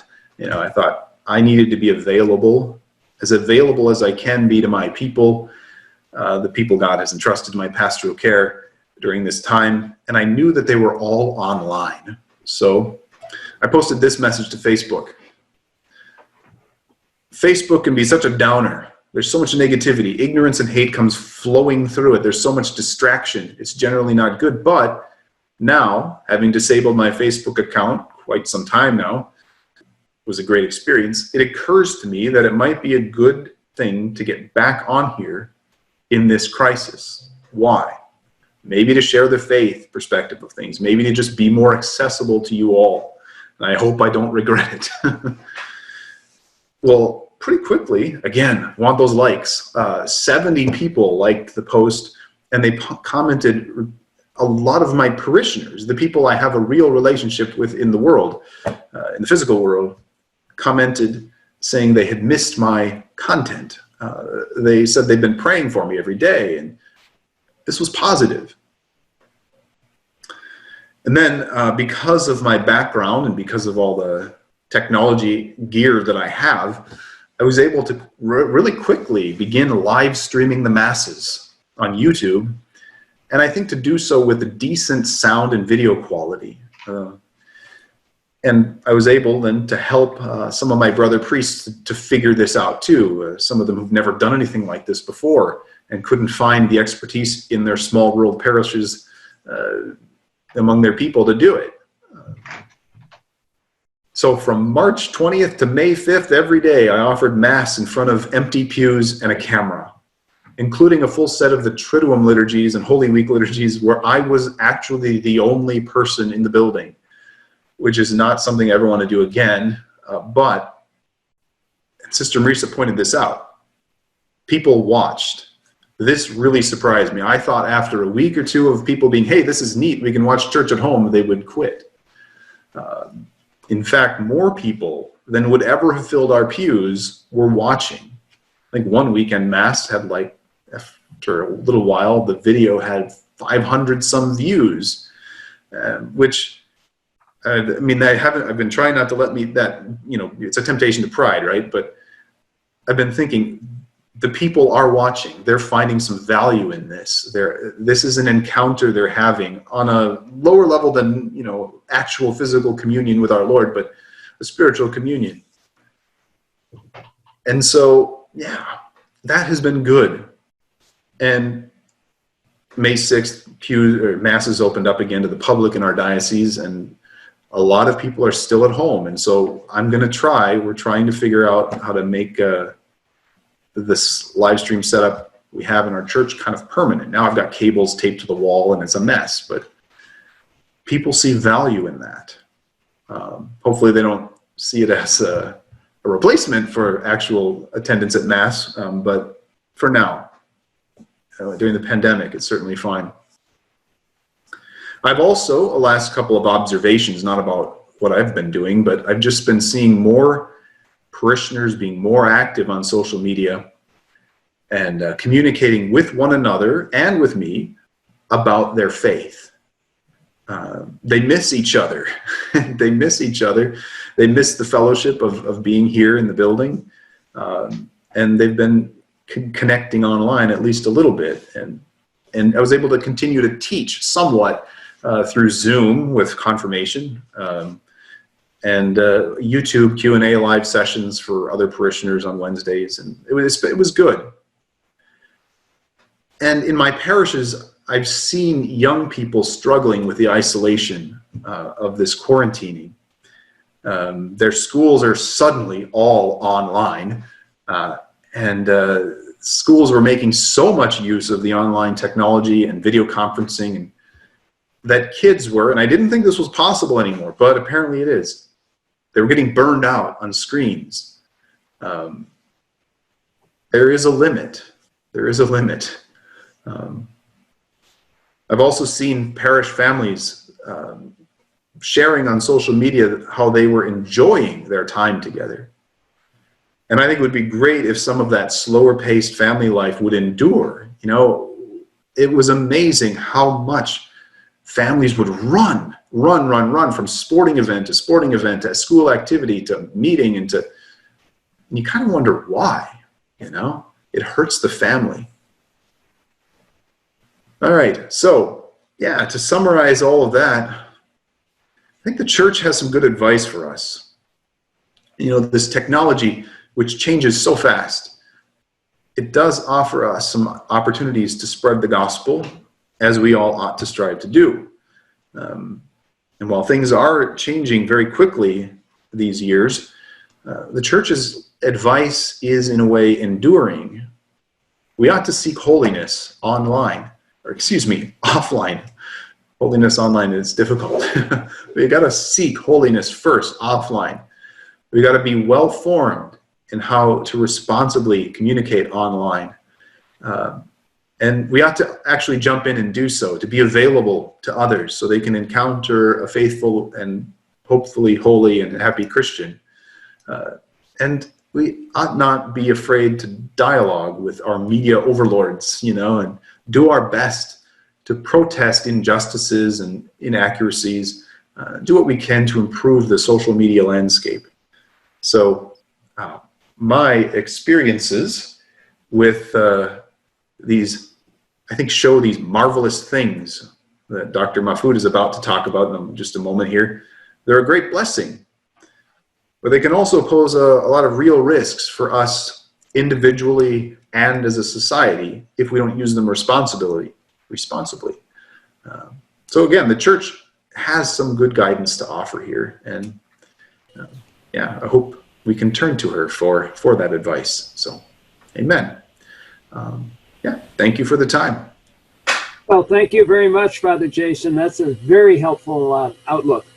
I want to remind all our participants that the getting into participating, that is putting in your questions, you have the option on your screen called chat, and that's the place to bring forth your ideas, your questions, your interventions.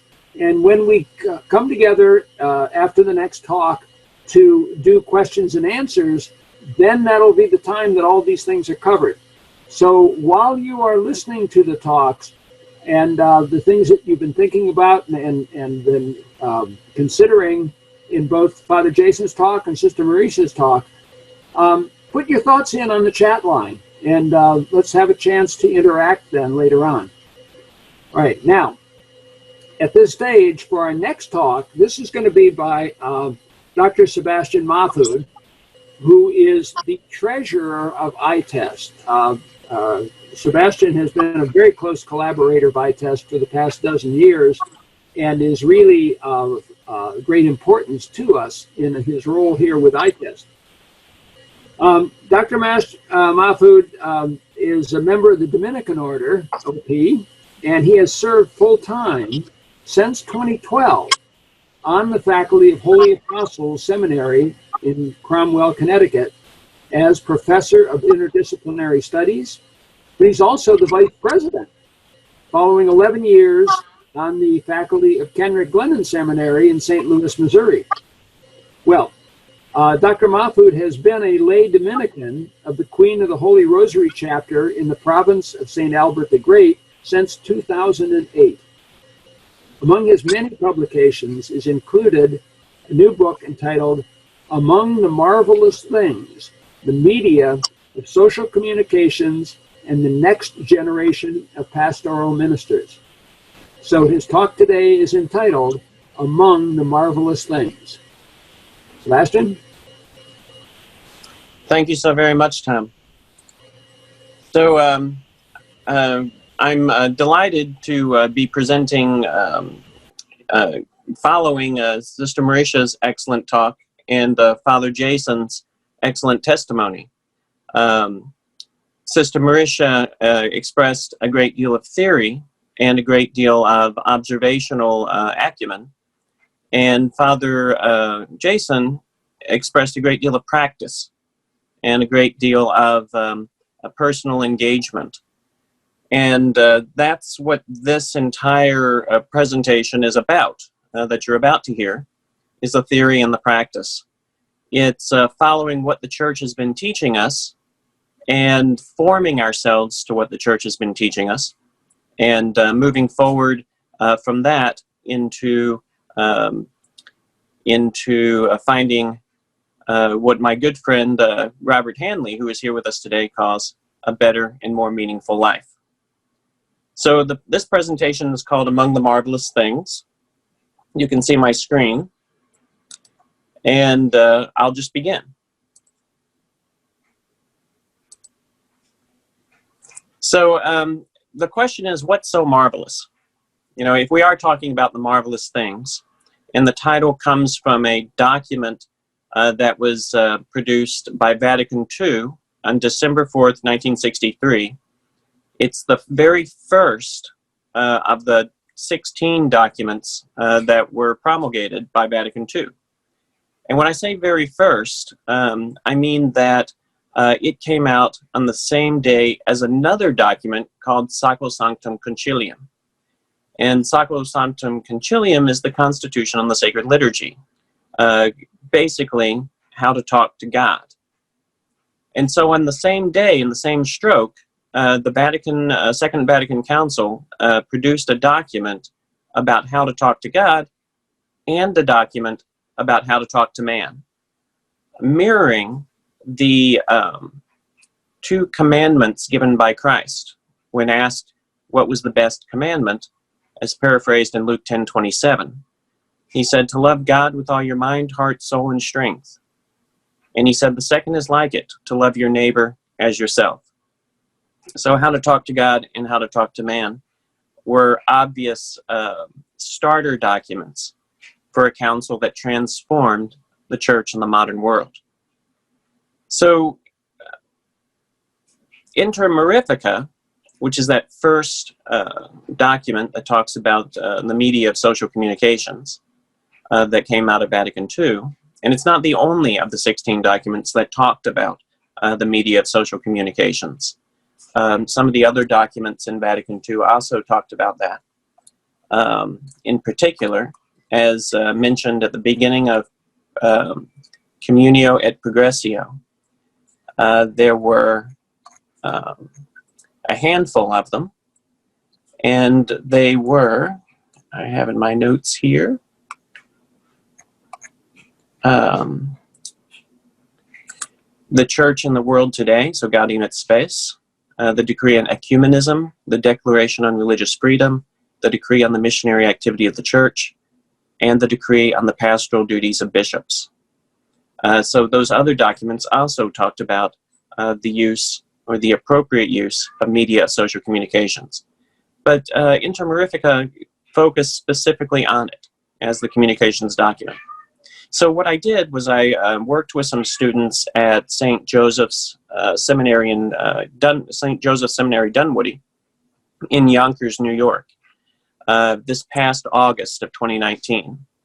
And I was asked by Monsignor Peter Vaccari, who was President Rector at the time, to put together a course, an intensive course, that I could do in 1 week to engage the students at the very start of their semester.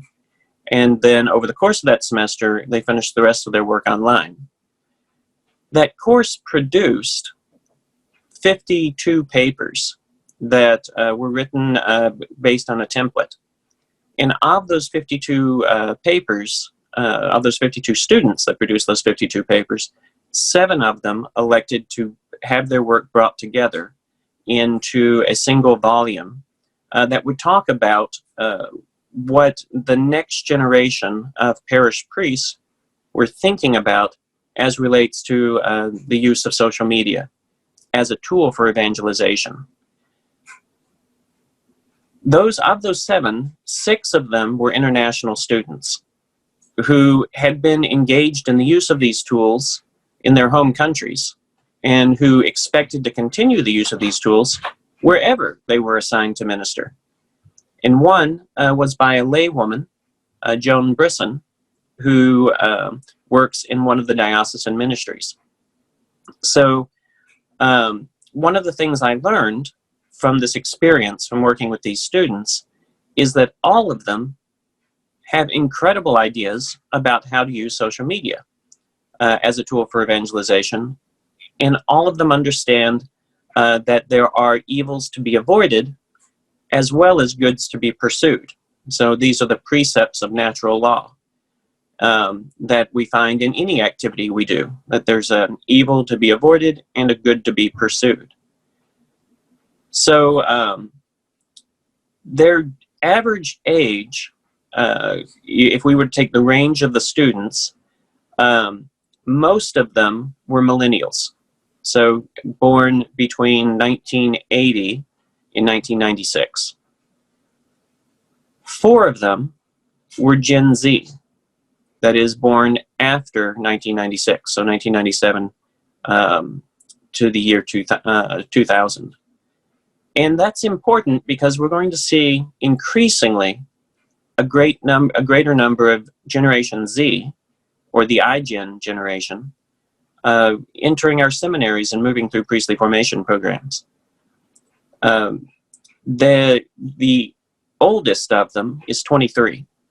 And that's about the time that a student would be finishing up an undergraduate program. Let's say the student went into an undergraduate program and pursued college seminary at age 17 or 18. That student would be graduating from college seminary and entering seminary at age 21, 22. And so it makes sense that there would be an increasing number of that generation coming into the church. So as seminary academic deans or seminary rectors,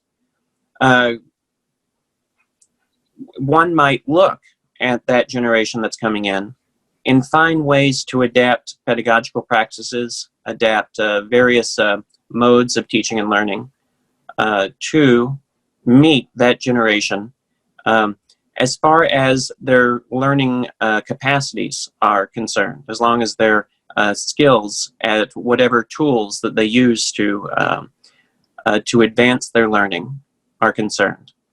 So there's a great opportunity to reach into this next generation of parish priests in a way in which that will foster within them a responsible use of media of social communications. And so that's what this class intended to do, was to provide all of these first-year students coming into first-year theology, and some students from other years in their theological training, with some background in how social media is being engaged today, both in what Father Jason said was a participatory and dialogic manner. So his third and fourth points. So that was the book, and I published it on January 24th, 2020. And that day is important because it's the feast of St. Francis de Sales, who is the patron of our communications. So the date's also important because that's the day that the World Communication Day message is first promulgated. So on January 24th of every year, a new World Communications Day message comes out. So I'll talk about that.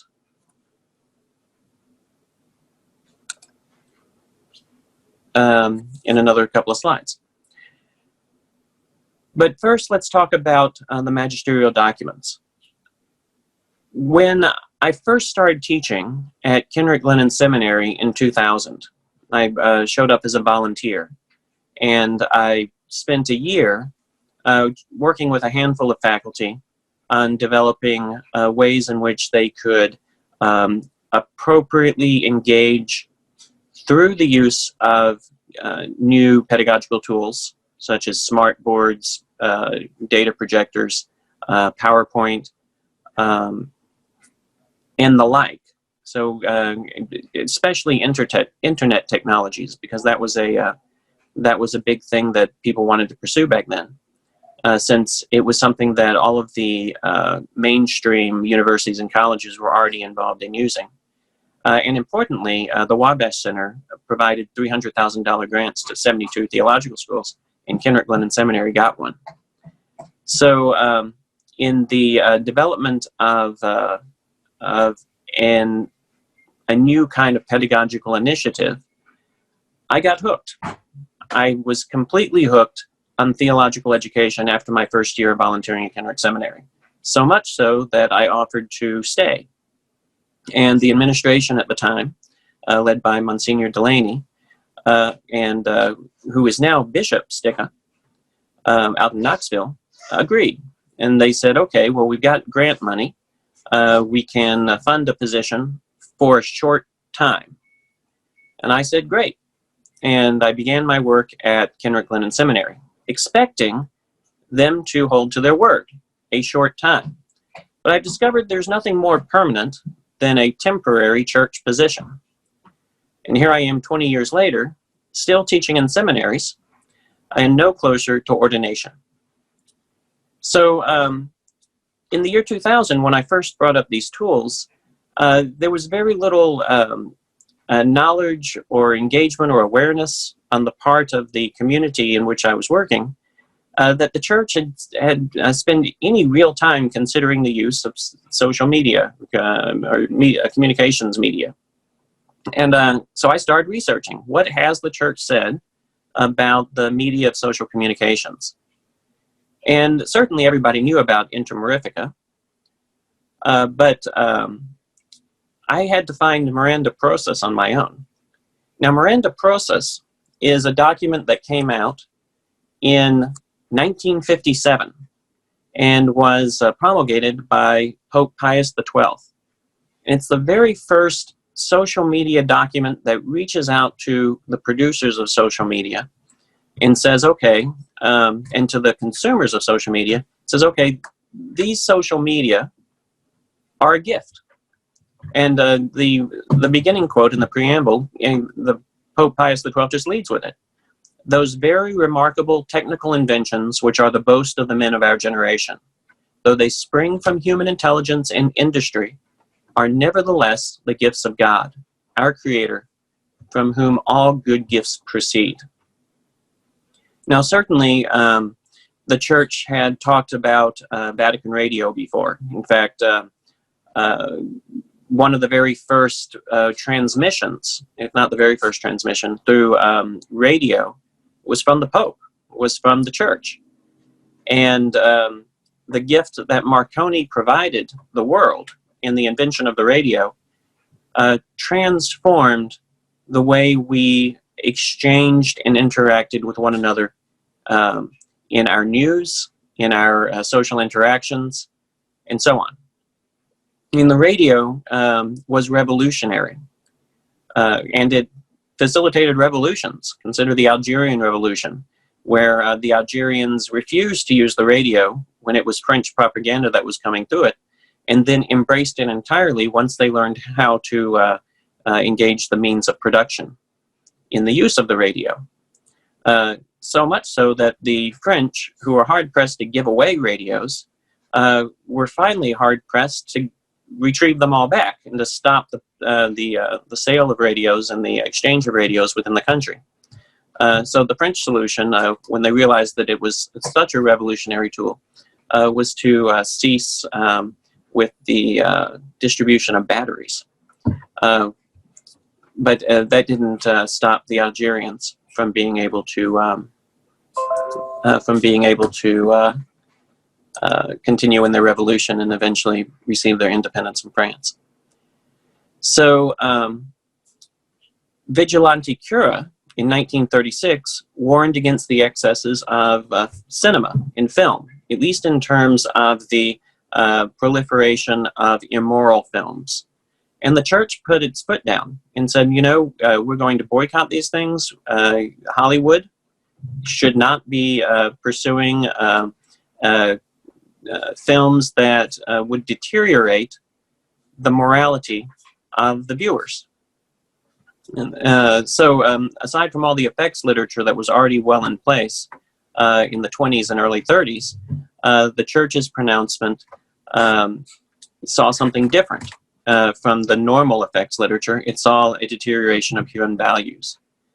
And a general principle in the dissemination of any news or any media is to remember the human and not to objectify the human through activities and through scenes and through engagements on screen that would tend to remove the human person from the human activity. So Sister Marisha talked about the proliferation of pornography via the internet, and it's an incredible explosion in terms of a business that is growing, and especially during the pandemic. I heard that I read somewhere that there were so many hits to pornography over the course of what would normally have been a regular workday that the porn industry was thriving, and that Pornhub even facilitated it by giving away free memberships through the pandemic. And some of those people that receive those free memberships will continue subscribing to them and paying for them after the pandemic is over. So that is a negative effect of the use of these technologies. And then I read somewhere else a rather light-hearted article, or at least heartening article, that the porn industry was going to suffer rather quickly because it couldn't produce any new content since all of the porn actors and actresses were social distancing. So that was actually kind of funny. Like Robert Hanley, I take humor where I can get it. So we leave with Miranda Proces in 1957 with the statement that these are gifts from God. And like any gifts, they can be abused, or they can be used in a way that upholds the dignity of the human person as created in the image and likeness of God. Now, Inter Mirifica, coming along 6 years later in 1963, established something that required a response on the entire church as an organization. Now, if Miranda Proces simply said this would be a good idea, Inter Mirifica embedded it. It started the Pontifical Council of Social Communications, started the World Communications Day, started a number of documents that would come out through the Pontifical Council for Social Communications, and through over the course of the lives of the popes for the next, it has been 54 years since the first World Communications Day speech, or World Communications Day message in 1967, and then add 4 years to that, so 58 years. So we're almost on 60 years of celebrating the human use of media to do those very human things that Christ said was possible, namely to love God with all your heart, soul, mind, and strength, and to love your neighbor as yourself. So Intimorifica says it is an inherent right of the Church to have at its disposal and to employ any of these media, insofar as they are necessary or useful for the instruction of Christians and all its efforts for the welfare of souls.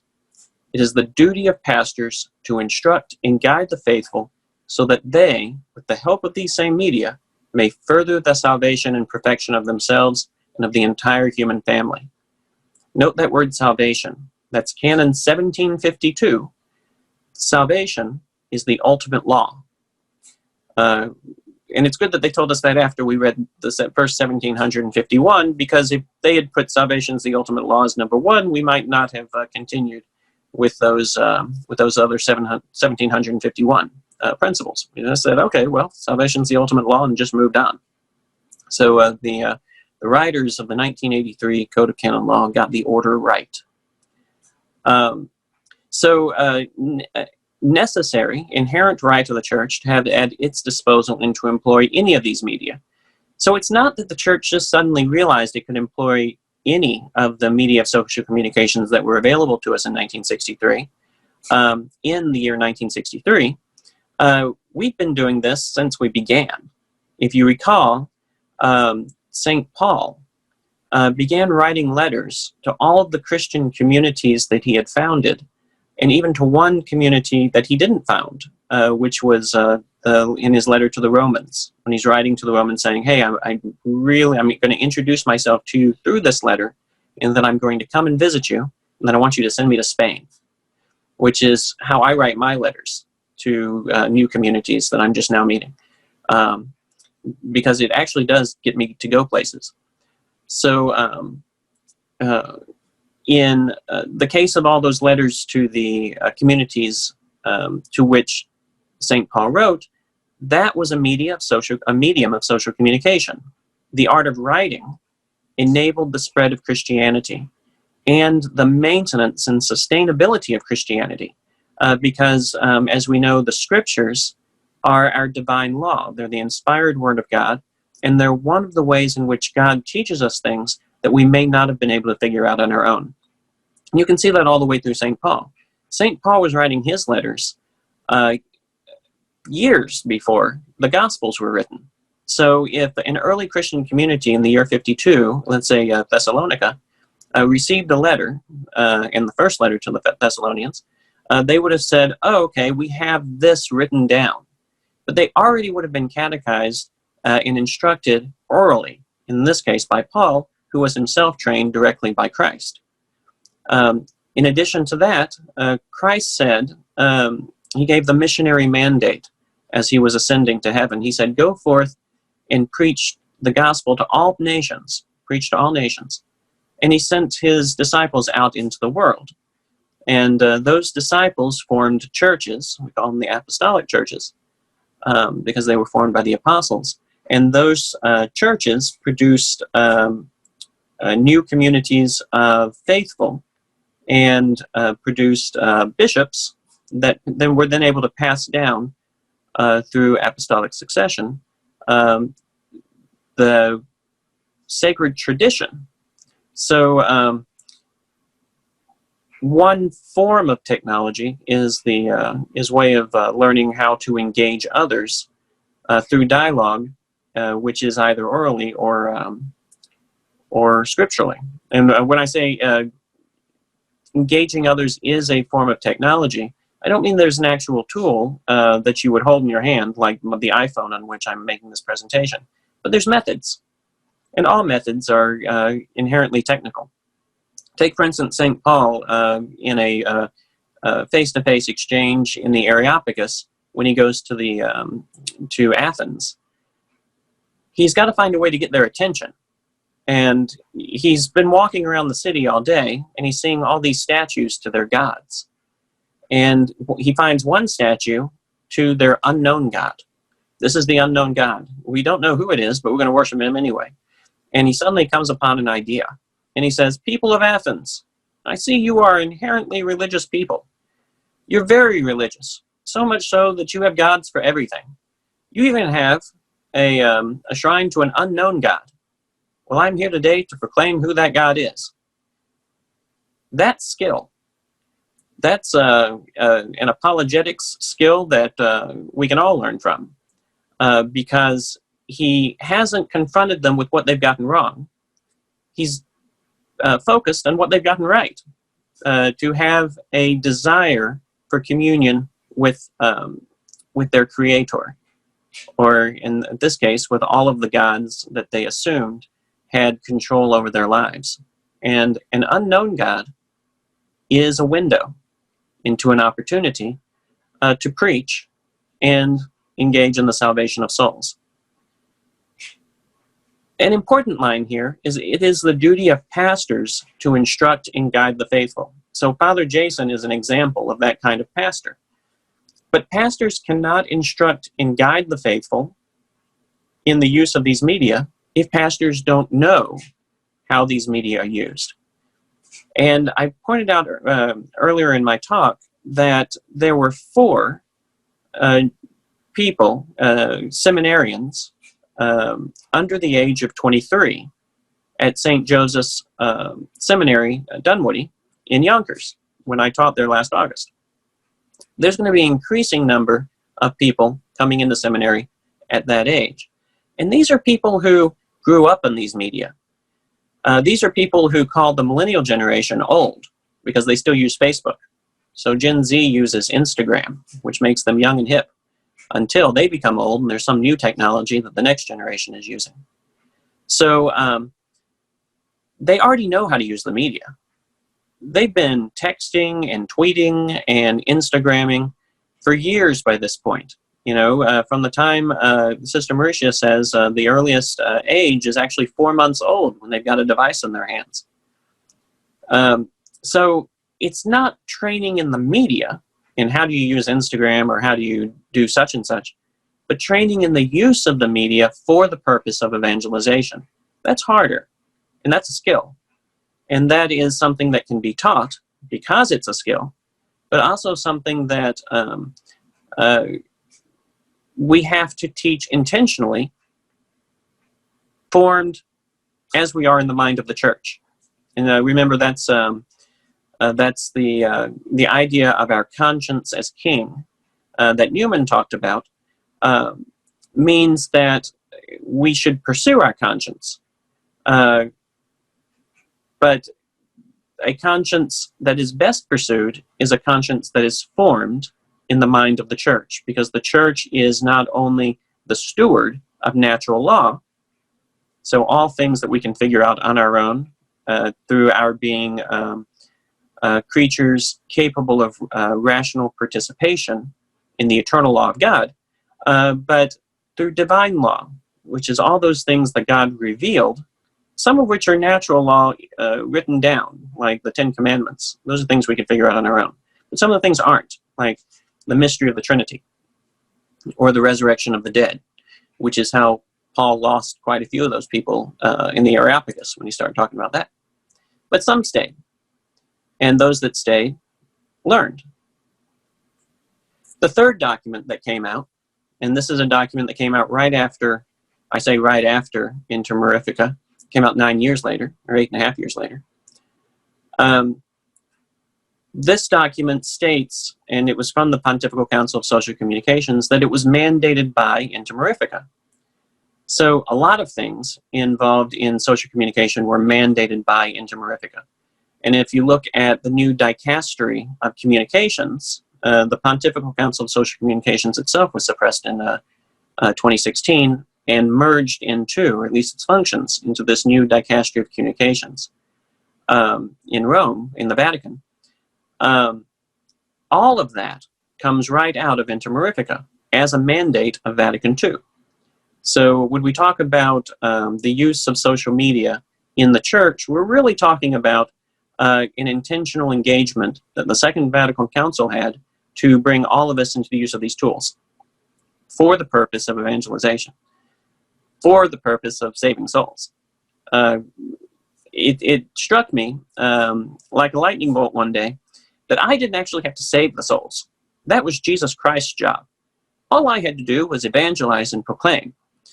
As long as I proclaim the gospel, I'm doing my job. Christ will do the rest. So for those people in social media who are concerned that, their Facebook post didn't save a lot of souls today, don't worry about it. Your Facebook post proclaimed the good news. Christ will save the souls. If Catholics are to be of service to the means of social communication and to act so that these may serve humanity's ends, it goes without saying that it is in the spiritual sphere that the Church can best help. So that's Communio et Progressio. Now, Communio et Progressio talks a lot about the importance of this particular thing. I mean, it says a lot of things in there as well. But this is the money quote, to put it in business terms. The spiritual sphere is where the church meets man. And if the goal of the church is to proclaim the good news and to engage humanity in finding a better and more meaningful life that reaches into man's supernatural destiny. And if you know what the supernatural destiny is, it's the beatific vision. It's reunion with God. And right now, we shouldn't be separated from God. We should all be souls living in a state of grace. And as the confessionals reopen and as people flock in after a couple of months of separation, at least for those who didn't take advantage of the drive-by confessionals that many creative priests set up, we will all be living in a state of grace again rather soon. It takes about, if Dante Alighieri is right in his conversation with Adam in the 8th sphere of heaven in the Paradiso, it takes about 6 hours for us to be in need of confession again, but not to lead anyone to scrupulosity. So these are some first magisterial documents. So Miranda Procis, Inter Mirifica, and Communio et Progressio set the stage for what it is the Church is doing in modern times with the use of social media. And really the central point there, the central document, Inter Mirifica, is the controlling document. So, because that's a conciliar, and that's something that the Council has used over the course of the past 50 years. Not the Council itself, but the Church has used over the course of the past almost 60 years since the close of the Council. So it's been 55 years since the close of the Council. So World Communications Day. Now, World Communications Day messages are incredible. If you haven't read them, note that Paul VI wrote 12 of them. John Paul II wrote 27. Benedict XVI wrote 8 of them, and Francis has so far written 7 of them. And these documents provide a great deal of teaching that come down to the question of natural law and the question of our adherence to divine law. So all of the documents talk about avoiding the evil and pursuing the good. All of the documents talk about a particular aspect of social media, such as Pope Benedict XVI's reinforcement of the fact that these media are gifts from God. Or Pope Francis's latest message that came out on the same day my book was published, and that was intentional by me. The Pope already planned to use January 24th, so I can't claim that he followed me on that. He said that what we really should be communicating to one another these days are stories. And if we can tell stories, if we can engage people in narratives about our faith, and about how our faith has impacted our lives, then we're going to be playing to that inherent desire within all of us to understand, hear, and engage a story. So storytellers are premium. Anybody who can tell a story is going to rock the church in the years to come. And an excellent resource for storytelling, because Robert Hanley is here, I have this at the ready, is Robert Hanley's book. Let me pull it back. I have a screen thing on. I'm not really in San Francisco, but I like the bridge motif. So the book, Do You See What I See? Discovering the Obvious, Finding a Better and More Meaningful Life, is filled with stories. So Robert Hanley is living the dream prior to Pope Francis's having promulgated, we really should be using stories. So 54 messages and counting. And these 54 messages that are being that have been delivered are worthy of your consideration and your reading. If you haven't yet come across them, you can Google World Communications Day messages, and all of them will come up. The Vatican.va actually has them parsed if you want just those by Paul VI or just those by John Paul II, and so on. And one of them was quoted earlier by Sister Marisha on the World Communications Day of 2002, where Pope John Paul II said, you know, the internet every day produces billions of images. Will the face of Christ emerge from those billions of images? I mean, and that's a real question, because if there's no place for God, there's no place for man. And that's what makes the internet a fundamentally human place. People are in the internet. They're engaged in the internet. They're pursuing the internet through all these various portals of social media: Facebook, LinkedIn, Instagram, Pinterest, and so on. And if the church isn't there, when they go there, they won't find the church. It's a very simple formula. If the church is there, like it's been during this pandemic, and we've had all of these televised and broadcast masses, when people go there, they find the church. And they can find the church rather easily. You can find the church just as easily as you can find all of that pornography. So it gives us an opportunity to pursue the good while avoiding the evil, to watch a mass, to engage in a symbolic communion, to participate with others through the mass. And you can do that. Have you ever gone to Facebook and you see that there's a watch party going on? You can have a watch party with a mass that's being broadcast live. You simply drop the link into Facebook, and you call people to a watch party to watch it while you're watching it. And you can engage in community in that way. You know, if you haven't had the opportunity to do so in other ways, you know, in terms of engaging a community of faith. So the World Communications Day messages in 2002, when John Paul II wrote that, he said the church is going to step boldly into the internet. We have to. We have to own the internet. And that's what the church is endeavoring to do in these past 18 years, is own the internet. And it's possible for us to own the internet, because we are over 1 billion strong as Catholics.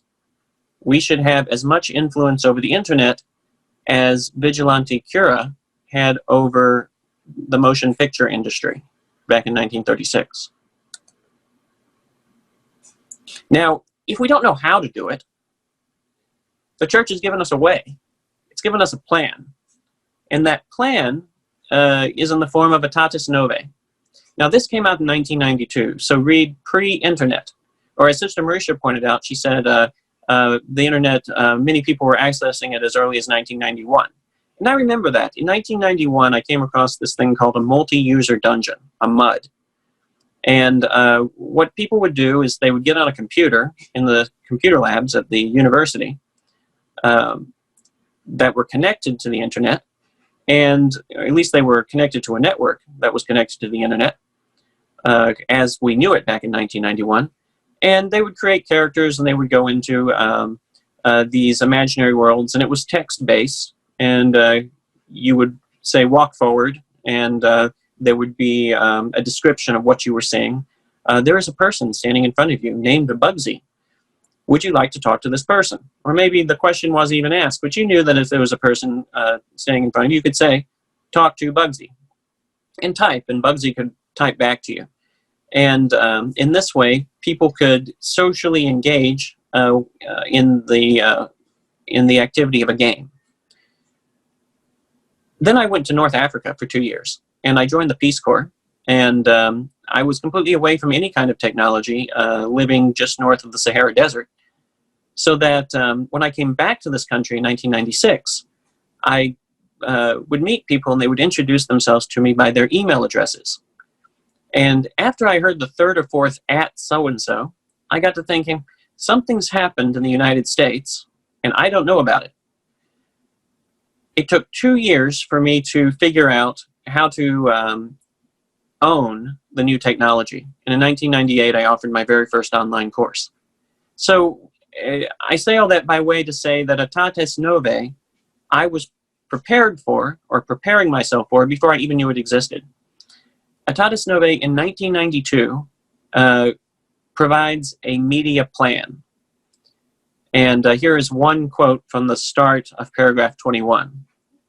We therefore strongly recommend that dioceses and episcopal conferences or assemblies include a communications component in every pastoral plan. We further recommend that they develop specific pastoral plans for social communications itself, or else review and bring up to date those plans which already exist. In this way, fostering the desirable process of periodic re-examination and adaptation. The document from that point then goes into the steps by which to prepare a pastoral plan. So it's not just enough to let the diocese know that they should be doing this. It tells them in what way they should be doing this, which that one document by itself discounts all of those criticisms that I've heard from people saying, oh, well, you know, the church has never really taught us what to do. There should be leadership from the top. Well, there has been leadership from the top since 1957, since Pope Pius XII. And you can go back to 1936 to Vigilante Cura and say, oh, there was more leadership. You can go back to Marconi's invention and say there was leadership as well, the church embracing the use of radio and the establishment of Vatican Radio. So this bit of leadership in ITEST Nove was a mandate for all dioceses to start either creating plans for the use of social media and social communications, or for developing, if they weren't standalone plans, for integrating those plans into their pastoral plan. So if you, every diocese had a pastoral plan, now a part of that pastoral plan had to have a component for the inclusion of social communications. And many of those dioceses, I was helping out a diocese in the Southwest some years ago. They were in the process of developing a communications plan for their diocese. And these plans should be developed and revisited. This periodic re-examination and adaptation. And it starts with an inventory. What do you already have? And not just talking, well, I've got this many networks, or I've got this many email accounts, or I've got this many whatever. This many computers and this many staff offices, that kind of thing. It should include human resources. How many people do you have in your diocese right now who know how to use these tools? How many of them are priests? How many of them are laymen? How many of them are religious sisters like Sister Mauritia? Every diocese should have a Sister Mauritia, but only the Archdiocese of St. Louis does, and we are keeping her.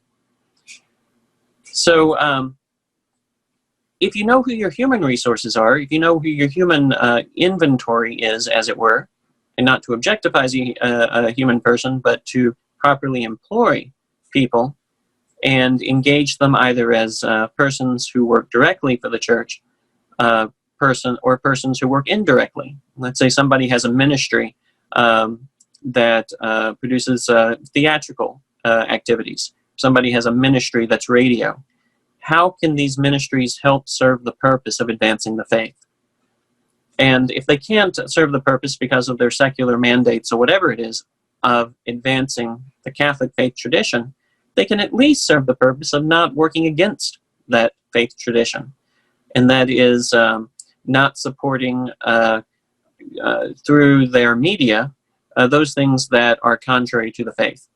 And as Father Jason pointed out, there was a whole list at one point of films that the church reviewed and put a rating system on, and many of those films ended up with an O for morally irresponsible or morally inappropriate, things that Catholics should not watch.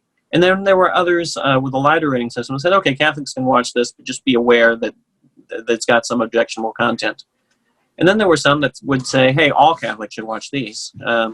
These are films that would edify the viewers in not only their faith tradition, but in their life as they move through life. Films that support marriage, for instance. Films that support family. So Aetatis Novae provides a plan. So, with this, when I was at Kenrick Glennon Seminary, which was really the seedbed, no pun intended, of everything I currently do today, because Kenrick gave me a training ground of my own, a way for me to understand how media could be employed appropriately in the use of evangelization and the furtherance of the faith. And in 2006, our academic dean, Father Lawrence Brennan, encouraged me to work with the National Catholic Education Association to put together what we called a Catholic Distance Learning Network. And the Catholic Distance Learning Network began by training 10 faculty members working in 10 Catholic schools on the appropriate use of the internet-based technologies for the purpose of online teaching, or teaching students remotely, what we call today distance learning or online learning. So in the summer of 2007, I had my first cohort of 10 students. The Catholic Distance Learning Network continued to teach new cohorts of students through the year 2012. We ran through the Wabash grant money that we received by 2009, and just on our own momentum, through the sustainability initiative I included within the grant, we're able to teach more faculty members. We taught probably 125 faculty members total over that period. And those faculty members worked in any of the then 42 seminaries. Now there's 40 seminaries around the country. One of them is closing this spring up in upstate New York. But the Distance Learning Network taught faculty, theological faculty, how to use these tools and teach online. And then when I came to Holy Apostles College and Seminary in 2011, I began hiring those faculty to teach courses for laity, courses in our faith, courses in Aristotelian Thomistic philosophy, and a variety of other courses in what began to develop into a full-fledged undergraduate 100% online degree program. So Holy Apostles College and Seminary, over the past 9 years, has developed very robust courses that are taught by theological faculty from all over the country. And that is one way to fulfill the mandate of Vatican II, of Inter Mirifica, and that is teach people how to teach online, or how to teach using these technologies, and how to engage these technologies in an appropriate way for teaching other people more about their faith. So in our MA in Theology program, in our MA in Pastoral Studies program, our MA in Philosophy program, and the Bachelor of Arts degree that has a number of majors in theology, philosophy, English, and history and sacred art, and now liberal arts. Those programs use technologies to help credential future church leaders. And the emphasis at Holy Apostles is on cultivating leaders, cultivating missionary disciples for the purpose of evangelization. Sometime around 2014, a friend of mine, Rhonda Chervin, who was a professor of philosophy at the time at Holy Apostles, and I came up with the idea to form a way for our faculty to disseminate in written form their ideas. So we had a lot of faculty who were not, who had a lot of lecture content, a lot of materials, but who had not yet published them. And so I formed En route Books and Media in 2014 to help make our faculty's teaching more widely expressed. And what I'll do is I'll click on this and show you the site. So En route Books and Media has produced in the past 5 years over 130 Catholic books. And these Catholic books follow the mandate of Vatican II, of what the Church was saying in Inter Mirifica, in that they're divided into a few categories. One is a line of academic books that were produced by the faculty, and not only by faculty at Holy Apostles, but the operation started to grow beyond our original vision for it, but by faculty in other institutions, or by retired faculty.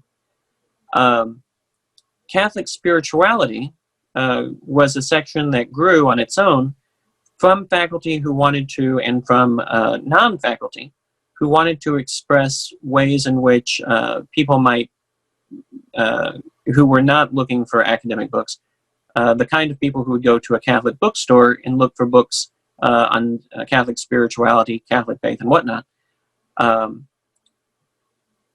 to engage in those kinds of things. Then Catholic fiction section came along, and one of my authors said, hey, can I write a story? Catholic memoirs section came along when somebody's story turned personal. And then a whole children's book line that came along. So over the past 5 years, these books have helped form the minds of our students and the minds of many beyond Holy Apostles. And when people see En route and associate En route Books and Media with Holy Apostles College and Seminary, they're kind of like stones I've tossed out into the world and am able to use to reel people back into the kinds of teaching that the school can offer. So there's a very practical value as well. And some of these books actually help other causes beyond the author's own intent for writing it. So for instance, this book about post-traumatic abortion-related stress in psychiatric outpatients is an academic study. It demonstrates that persons who've had abortion, women who've had abortions, can have serious negative effects psychologically. And so in that sense, it's a faith science book. So it matches what ITEST is advancing in the understanding that our faith has something to inform our science, and our science has something to inform our faith. At least faith and science were created by the same person. Natural divine revelation and what we learn from science, the book of nature and the book of Revelation, we might put it, as St. Augustine and Galileo put it,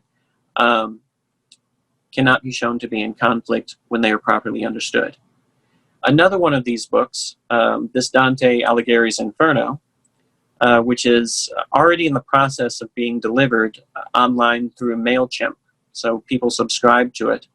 And whenever they subscribe to it, they make a small donation, and that money goes to a hospital in Rome, or to help Cardinal Cerny's ministry toward the marginalized and the dispossessed. And this one's already raised $2,413 for that purpose. Now, the book is being translated by one of my students at Holy Apostles, Daniel Fitzpatrick, and it's being illustrated by somebody that people should know the name, Timothy Smalls. Timothy is the same one, here he is, who did the Angels Unaware sculpture over in the Vatican, and who did the homeless Jesus statues, where you've got Jesus laying on a park bench, but he's identifiable because of the holes in his feet. So Timothy's decided that he's going to use this pandemic to craft an image, a sculpture, for all 100 of the cantos in Dante's Divine Comedy. So media isn't just digital media, it's these things. And that is a medium of expression. And there's Tim there, very pleased over these 4. We've already completed the Inferno, and that book will be published next month. All the proceeds of that book will help the hospital. It will help the pandemic. So this media that we're using, this social media, is being put to good use to assist in the very real material cost that this pandemic has brought about. And if it helps hospitals buy personal protective equipment, or if it helps hospitals buy respirators or whatever, then the money is put to a good use, and everybody who participates in it is also putting their money to, is also supporting this initiative. And in this case, the proceeds from this go to the hospital, Holy Spirit Hospital in Rome, and to the Vatican ministry for the marginalized and the dispossessed, those people who are hit hardest. And one of my favorite books, and I will simply show this because Robert Hanley is still here, is Do You See What I See? Discovering the Obvious. An incredible story book, a book that teaches through stories about how to find a better and more meaningful life in our relationship with God and our relationship with man. So these are things to check out when you have time. I'll jump back on the presentation. So in 2014, I put that together as a way to employ the use of these media and as a way to give me content, something to say in my engagement of Facebook and Twitter and the other social media in which I engage. And I mean, it's one thing to go into a Facebook feed and to type about your day and what you had for breakfast and that kind of thing. But it's another to have something real to say, like Tony Kosia does in his books, Tony's 50,000 Coincidence Miracles. Tony says, I see miracles every day. God gives me some sign that he's paying attention to me, and that I can recognize that sign means that I'm paying attention to him. And in Tony's work, Tony has an incredible promotional gift. That is, he bought a bunch of business cards, I think 10,000 at this point, and he walks around places where there are lots of people, and he hands out his business cards. And I told him one day, I said, you don't have the cards to promote the book. I think you have the book to give you an excuse to hand out cards. And he thought about it and agreed with me. He said, right, I'm able to talk to a lot of people about the content that I have precisely because I have that content. And it gives me an excuse to go up to them and proclaim the gospel. That's a pretty good outcome of En Route Books and Media. In 2016, in order to find a way to help promote the books, I formed a radio station, again with Rhonda Chervin, and with an incredibly dynamic radio personality, Bob Olson. And when I say Bob Olson was an incredibly dynamic radio personality, he used to be a hockey announcer. So he would announce hockey games, and he would talk about them on the radio, and people listening to the radio would feel like they were there at the game. So as a hockey announcer, he was also very much involved in Catholic radio and did a lot of things with presentation ministries and so on. He wanted to do something with radio when he was in Connecticut, and that's when Rhonda Chervin introduced him to me. And he was 86 years old at the time. Within a week, he had formed 12 radio shows, and now we've got 70 posted on WCATradio.com. And we produced 6,000 or 7,000 podcasts that are available for on-demand listening. I call it the Netflix of Catholic radio, in that everything is on demand. And you can binge listen to any show you want. So I'll give you an example of one. So this is the radio station, and I've got it divided into days of the week in which the shows post. One of my friends, Carlos Bersavi, is our executive producer. He came up with a quote from St. Thomas, "Love lifts up where knowledge takes flight," as our motto. And then all of these shows are being produced by various people. So right here, Ray Gerard produces a show called St. Paul's Letters to America. And if you click on the show, you can see that Ray, in the time that he's been producing these shows, see if I can get it to open, has produced quite a collection of shows where he talks about something that St. Paul wrote in one of his letters that he wrote to the churches that he had founded, or to the church that he had yet to go to the church in Rome. And he says, you know, I think St. Paul, if he were with us today in America, his letters would speak to us too. And he pulls out something and he goes through and interprets one of the letters in light of what's happening in society today. So episode 79 talks about deceitful desires. It was posted on May 17th, 2020. So radio is an incredible way to communicate. And this radio station ports out to a dozen different syndication outlets and to through all of my social media. So Facebook, Twitter, Tumblr, YouTube, and the like. So we're on iHeartRadio, we're on Spotify, and then various podcast channels. So the station is successful and took on a life of its own beyond simply promoting the books at En route Books and Media. But one more way to use media in an appropriate manner. And these media support the mission of Holy Apostles College and Seminary, because what they do is advance the theology and the Orthodox Catholicism that is taught at the seminary. So that's one of the reasons for my engaging in the use of these media and the promotion of these media and the development and so on. Because I took Vatican II's Inter Mirifica seriously. And I said, well, what can I do to be a voice in the media? I'm just a person. I don't have a radio station, at least at the time. I don't have a publishing house, at least at the time. I don't have a TV station.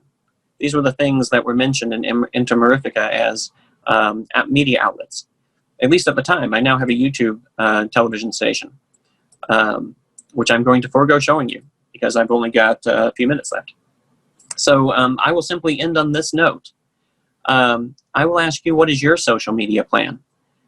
You may be only an individual. You may be only, you may think you're only an individual, only a person. But I bet you that all of the tools you need to be a producer of the social media are in your hand whenever you have an iPhone or a Samsung available to you. They're in your hand whenever you step in front of a computer screen and type something into an internet browser. There's blogging, Father Jason talked about. There is the various social media outlets like Facebook and Twitter and so on. And Father Jason was admirable on February 7th when he stepped away from Facebook, planning not to get involved in the bad things that were going on. But like Michael Corleone in The Godfather, just when he thought he was out, they pulled him back in. through a global pandemic. To say something else, Father Jason talked about 4 things, 4 tasks. He said, seek holiness. He said, engage or pursue formation. He said, participate in the media. And he said, dialogue through the media. And I would add a 5th to that. If the first is to seek holiness, which is akin to love God with all your mind, heart, soul, and strength, then a 5th could be remember the human, which is akin to love your neighbor as yourself. And those things play out in those other 3 things he said. Because there is a need for formation, there is a need to participate in the media, and there is a need to dialogue through the media. All of those things require our adherence to those first 2 principles, first 2 commandments given to us by Christ. And not only the first 2 commandments, but the greatest 2. To love God with all our mind, heart, soul, and strength, and to love our neighbor as ourselves. And with that, my presentation is over. I'll leave the social media plan question for the discussion board. If anybody would like to talk about what they're doing in this wonderful world of social media, a wonderful world in which we live. The last global pandemic of this nature was the Spanish flu. And I know that HIV was a global pandemic as well, and still is a global pandemic that's with us. But it didn't shut down the world like the Spanish flu did. And so our last reference point for something that shut down the planet, which was the Spanish flu in 1918, gives us some pause. That here we are 102 years later, facing another global pandemic, but facing it in style. That is, we can still engage our faith, and we can still engage one another through these marvelous things that Christ has given us. Tom, back to you. Okay, thank you very much, Sebastian. That was an extremely interesting presentation. Now, once again, I remind all our participants that it's down there on your screen. The chat button is where you go to enter your questions, comments, and so forth. What we're going to do next is I'm going to turn it over to our manager in St. Louis, Sheila Roth, who is going to use these questions in a way that she can present them to our particular speakers for them to answer. And Sheila has been watching all this time very quietly, but she's the one in St. Louis who does control the operations of ITEST and is now going to take control of this webinar so that she can present the questions you've turned in so far. But we also encourage you to keep coming up with your suggestions, questions, and so forth right there on your chat button down at the bottom. Go ahead, Sheila. Okay, thank you, Tom. Our first question is to Sister Marisha. Sister, do you think that this enforced isolation during the COVID quarantine might lead kids to appreciate real in-person social interactions in a positive way that might encourage them to seek out such social experiences when the quarantines lift? Or do you think it will further damage kids' ability to interact? I think that's a great question. I've talked to different educators, and they've described, like even kindergartners, some who teach kindergarten, where it's an only child, and though there's like, you know, the Hollywood squares of other classmates, this child just bursting into tears by the second month of not being able to go to school, missing being with friends. And even older children, you know, expressing that they miss their friends. It's just not the same. Certainly they also hear it amongst their family members and being kept separate from grandparents or other relatives. So I think the longing for relationship, which is why we're created, to know and be known and to love and be loved, in actuality, in reality, cannot be substituted with simple virtual connection. But I still think also there's going to be the tendency to go back to some of this high-paced, fast-paced social media. So hopefully, as we continue to reflect, if we're willing to do so, engage our frontal lobe here, executive functioning, and go through the process of looking at what are the values that I want to promote for my family, for myself, and how can I form my day-to-day life to mostly enrich so that it can be the life, the face-to-face real relationships and the tremendous benefits of the internet and social media that has been beautifully described in this presentation. So I think all things in moderation, which again is as a Catholic Christian principle, that we know that's how we develop virtue. So I think it could go in a variety of ways, and hopefully more of us have had time to slow down and reflect and pause and put a little bit of neurochemistry into those pathways that go to our executive functioning, where self-regulation is, and we'll kind of like what we've experienced. And I think many have said, at least the stay at home, liking more time with family, liking being at table, liking creative ways to engage some kind of group activity, to do things that we couldn't have done through the media, making it creative use where we use the tool rather than passively just let the tool affect us. So I think there's a lot of potential, and hopefully we'll use it in ways that will enhance us in every way.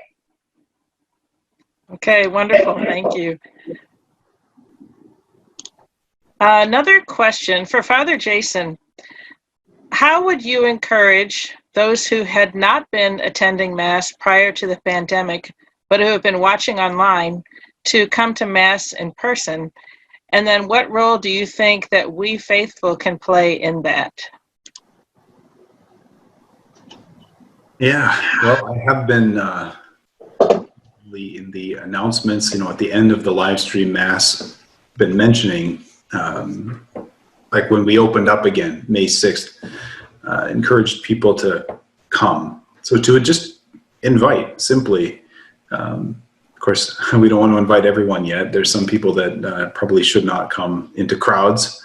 And I've also if people are nervous about coming into a big crowded church, to come on, because we've roped off every other pew in our diocese, but the pews that are there, you're supposed to be 6 feet apart from other families, but the families, some of them are big, and really the church has been pretty full, and it's not a huge space. So like in my parishes, I can understand people not wanting to come in yet, but I've been encouraging people, if you feel nervous about coming into the parish, come on a weekday, because some of the weekdays it's still just been me on some of these mornings, alone, even reading the readings and everything, because no one else comes that morning. I do worry some people won't come that had been coming, but yeah, I think the answer there is just a simple invitation. And I have thought of this long term. Some people have asked if they can, like people that it's harder for them to get out, and they do make the effort on the weekend, but during the week they don't, or maybe they work during the week. I've just been encouraging them to, or is I going with that, they've been asking me to continue to live stream.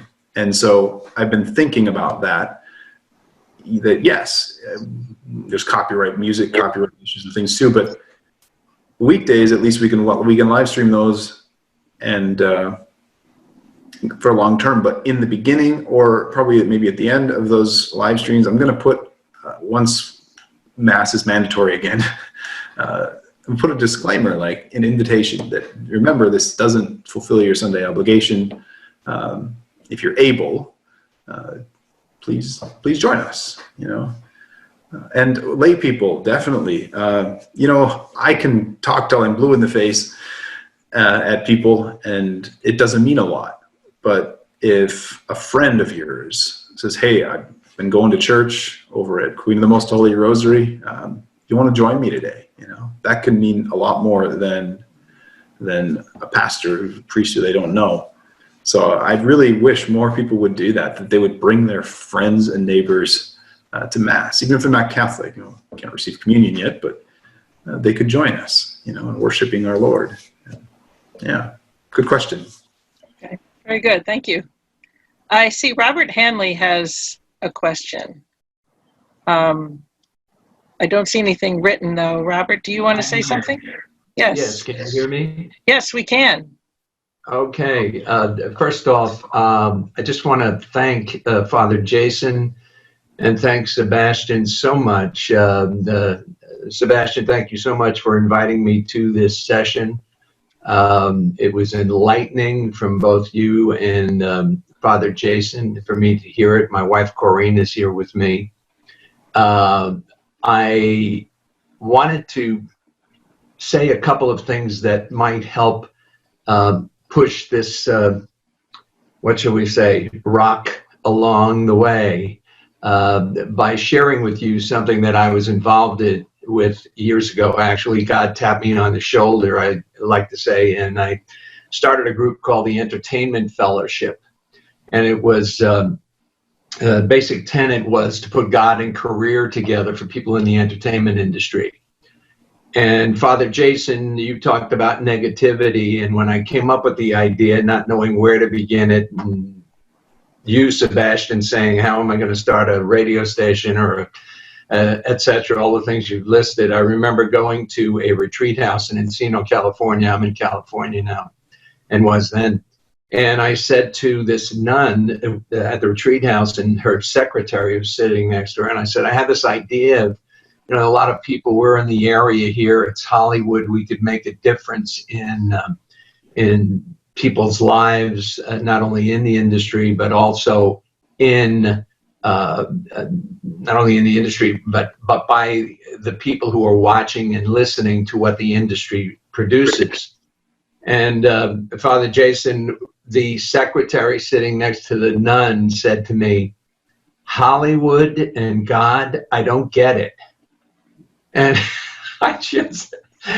the wind just came out of me. I said, she doesn't get it.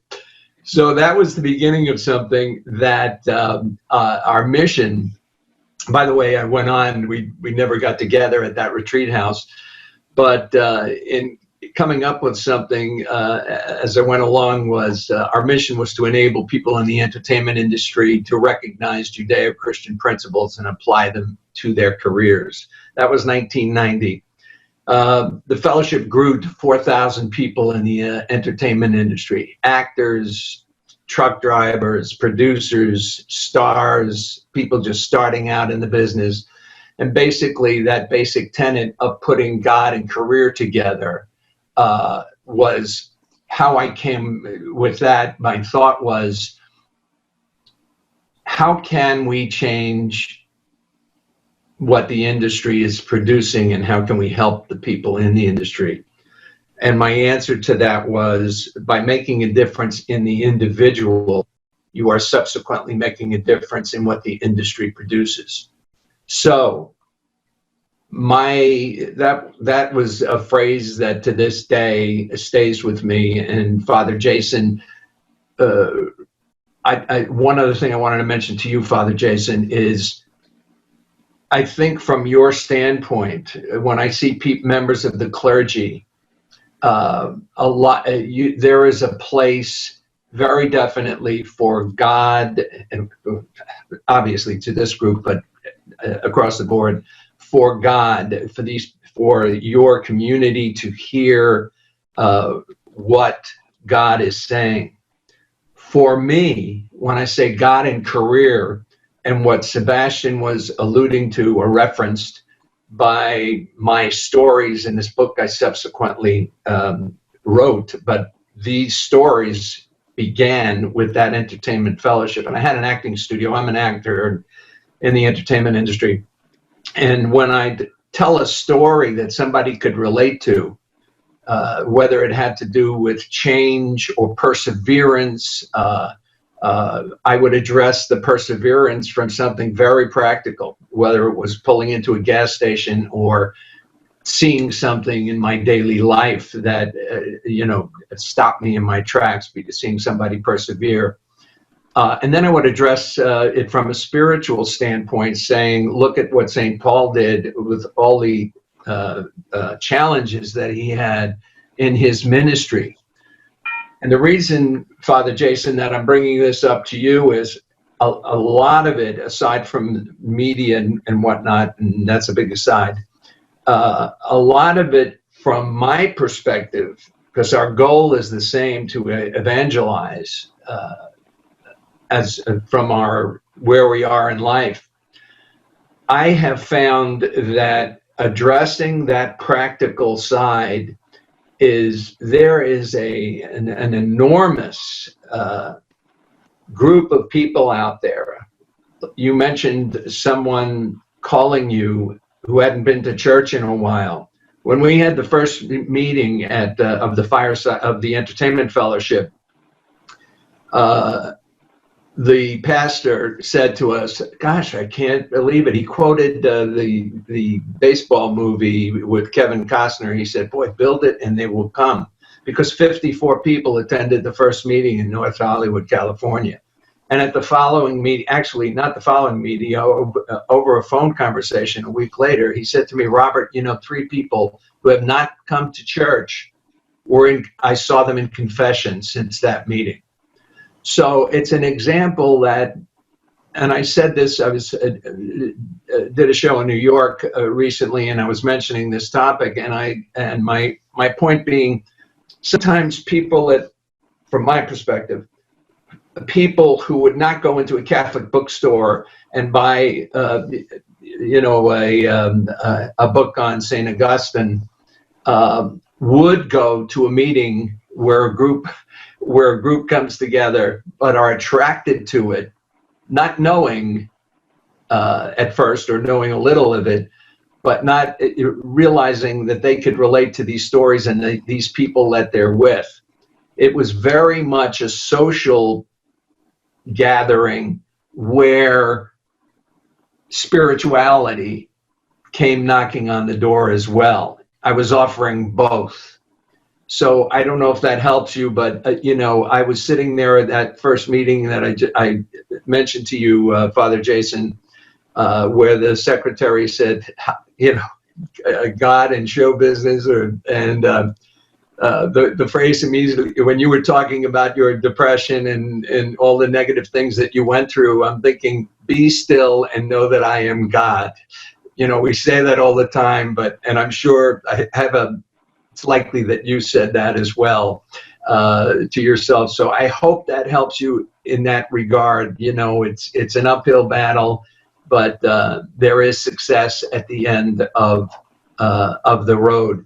And I just want to switch to Sebastian. Again, Sebastian, thank you so much. You are a remarkable individual.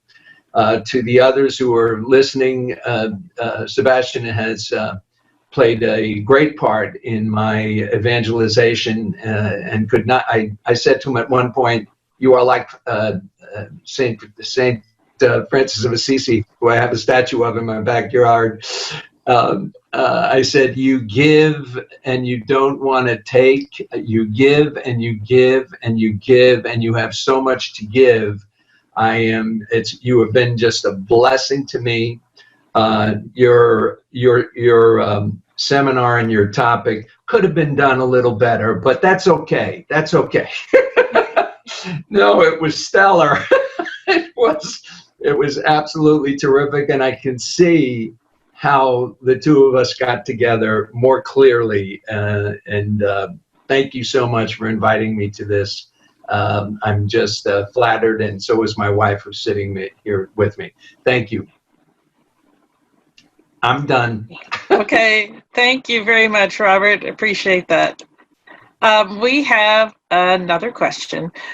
With so much going against our use of social media, as Sister Marisha said, shouldn't we find more ways to engage people face-to-face instead of investing our resources in developing more of the new media? Sister, would you like to answer that first? I think we do need to work at developing more face-to-face interactions. I think going back to them and talking about the value of that. I think we're not going to go backwards from media, but I think how do we insert more face-to-face or more interactions in our use of media so that it doesn't get lost again. But I think we need to teach, I think that aspect of, that formation aspect. I mean, human development is not going to be taught by these electronic devices. Human development is going to be through personal interchange between a parent and a child and siblings. The family is the cell of society.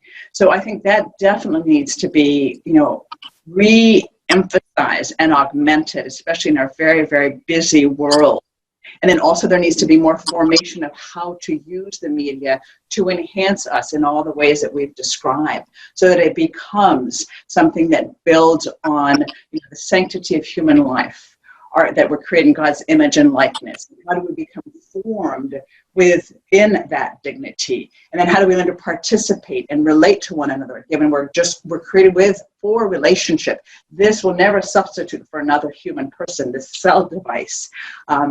And how then we talk to one another, to talk about some of the deeper aspects that move our heart, both in sorrow and in hope, which is really the redemptive journey we're all about. That's why God became incarnate in Jesus Christ.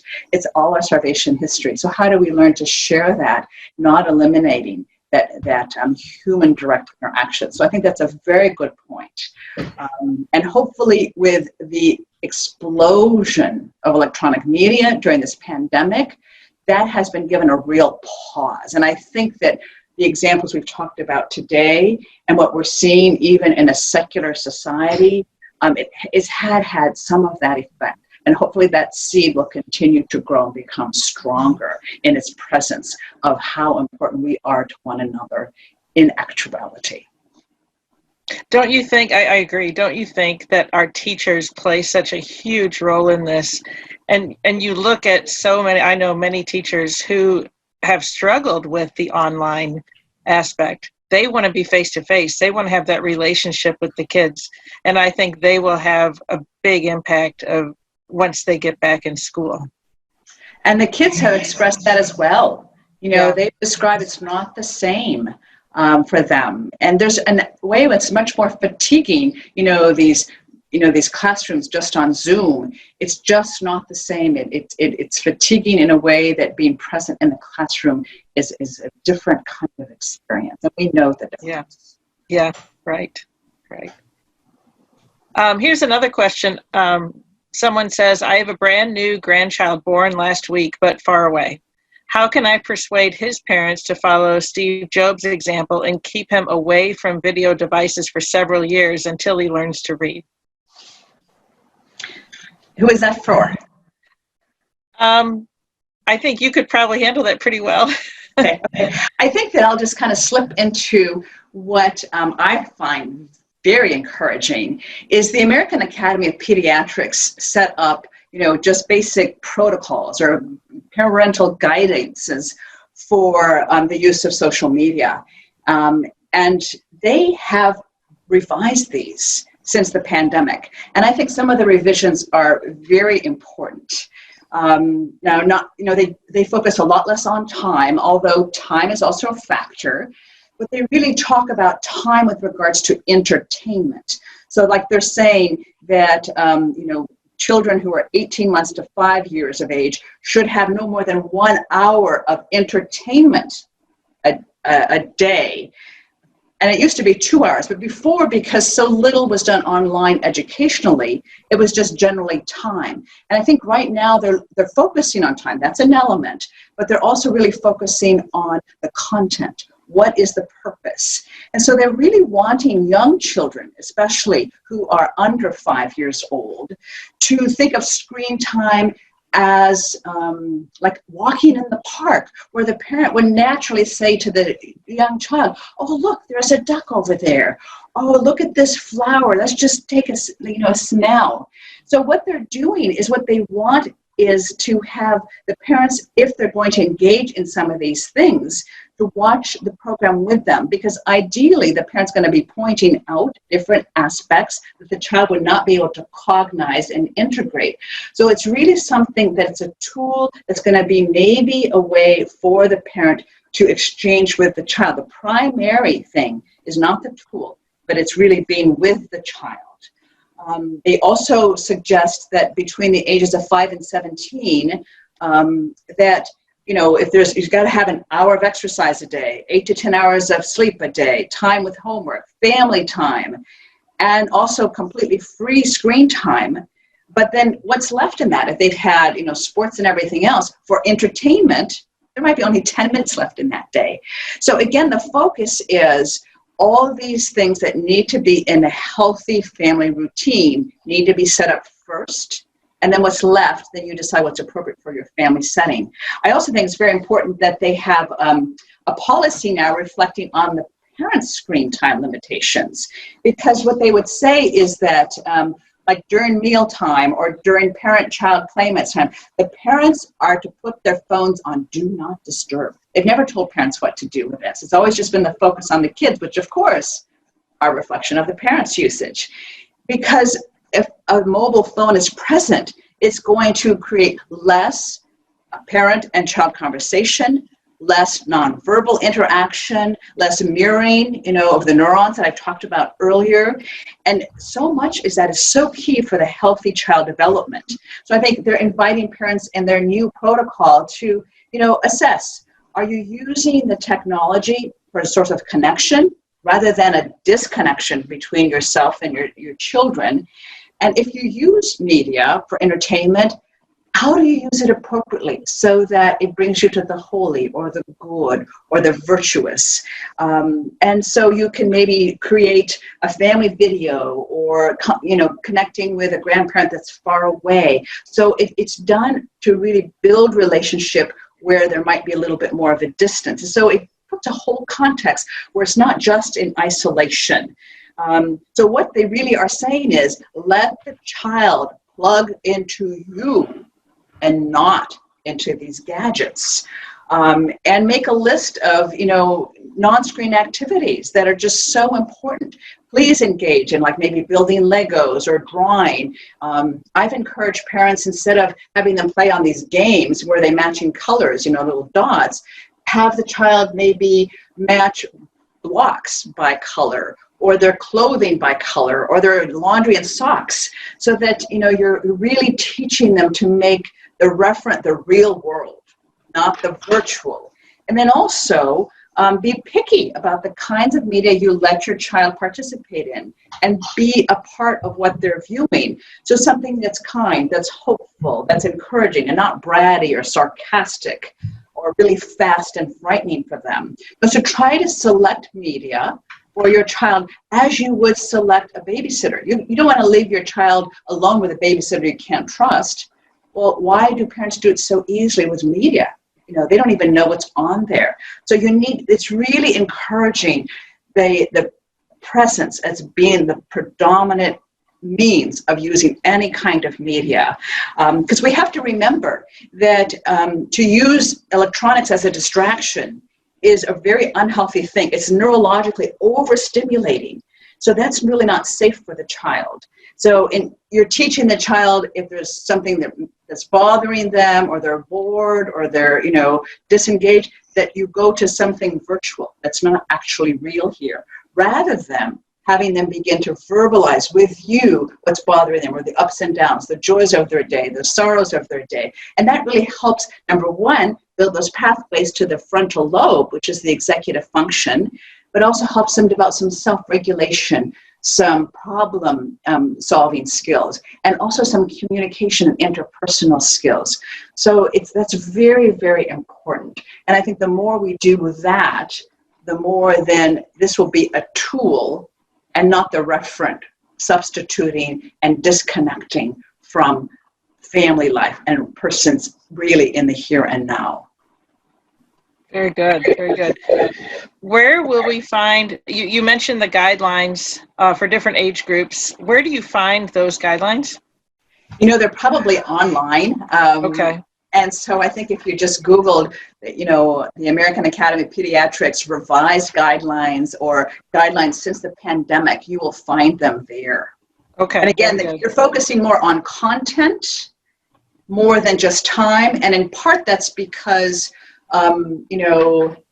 years ago, we didn't have high-speed internet. So they were more concerned about also just, how it was affecting them neurologically. But now so much is high-speed that it's not just, the medium, but it's also what's the content? Is it calming? Is it encouraging? Does it teach healthy social skills? Or is it sarcastic? Is it violent? Is it frightening?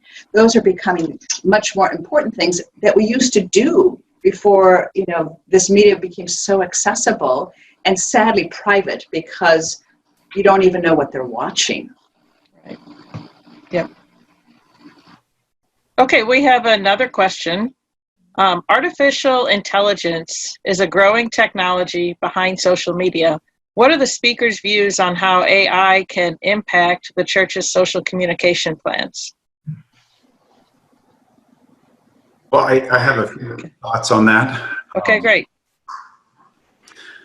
I think that a lot of times social media the systems use social media use artificial intelligence to try to sell us things, right? To get us to spend more time on the system. And it does this by trying to predict. They're using artificial intelligence to try to predict what we want to see. And then it presents it to us. And of course, we don't want to see things that don't agree with our current set of ideas and values.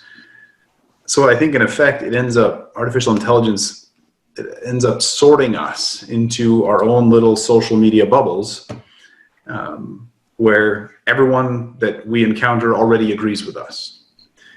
That makes social media tolerable, but on the other hand, it also divides us a lot. We're not encountering a lot of ideas, at least in a civil way, that we don't agree with. So it's hard for the gospel to break into the social media feeds and so on of people that are far from the gospel. And I think that makes it harder for us. Makes it harder for the church's social communications plan to work, because Facebook wants to keep everyone looking all the time at their content, and so it's not going to show you things that might challenge you in any way, unless there's a bias, of course, which we've talked about. And I think there is a bias against the Christian message in a lot of these platforms. So how does it? And I don't imagine the church is going to be tweaking these algorithms. We don't have that power. That's held by large corporations that aren't always friendly to us. So artificial intelligence, it kind of it puts up some extra barriers, I think. Those are my first thoughts. I don't know if Dr. Mahfoud or Sister has anything else to add to that. Well, I would say the artificial intelligence is really found in those algorithms that Father Jason was talking about. But I've developed something additional. This is a virtual reality mask. I didn't develop this one. This is a $9 mask. But they've got these masks now that can engage people. So you can have communities of people wearing the same mask. So if you could use artificial intelligence to predict who would be most amenable to participating in a community of faith in this kind of way, and then ping them whenever one of these things was happening, like Facebook pings you when there's a watch party, and a watch party of something that you're likely to be interested in watching, because it comes from a friend or it's about a topic that you've explored and so on, then I think that over time, and what I mean by over time is this decade, in the 2020s, we're going to see an increasing use of these kinds of things to engage people in the semblance of real community when they can't come together in real time. And I think the pandemic that we're experiencing has facilitated the use of these things and other things that are meant to normally be face-to-face activities, but have become, because of circumstance, ways in which people interact with one another through the use of mediated communication technologies. So no, I think artificial intelligence has a lot to offer. I'm intrigued by the idea that Father Jason says we don't have the power, the productive power to control AI. I think it just takes a few dedicated Catholic programmers to take over the internet for the good. But that's my optimism coming through. Okay, Sister Marisha, do you have anything on that? On artificial intelligence? No, I think that's fine. Thank you. Okay, great. I would add just one little thing. There was a blockbuster movie and based on a book called Ready Player One that came out. I don't know if any of you have read that, but it talks about this dystopian world where everything in the real world is really falling apart, but everybody is now living in this virtual world, and it kind of goes through some of these troubling problems with being too addicted to social media and immersed in that. So anyway, it was an interesting book. I just thought I'd share that. Sort of like Black Mirror, if you've ever watched those episodes on Netflix, which take trends in technology and problematize them to their worst possible conclusions. That is what Michael Crichton's books all do, Right. Jurassic Park and so on. Okay, great. Another question. Dr. Mahfood mentioned that ITEST Novae encourages dioceses to develop their own communications and social media planning. What about parishes? Should they have their own plans? Oh, absolutely. Any community of persons, and I'll just take that question since it had my name on it. Any community of persons that are coming together as a community should have some plan. They should have a plan for how they're going to communicate with one another, for how they're going to engage one another, and so on, using the media at their disposal.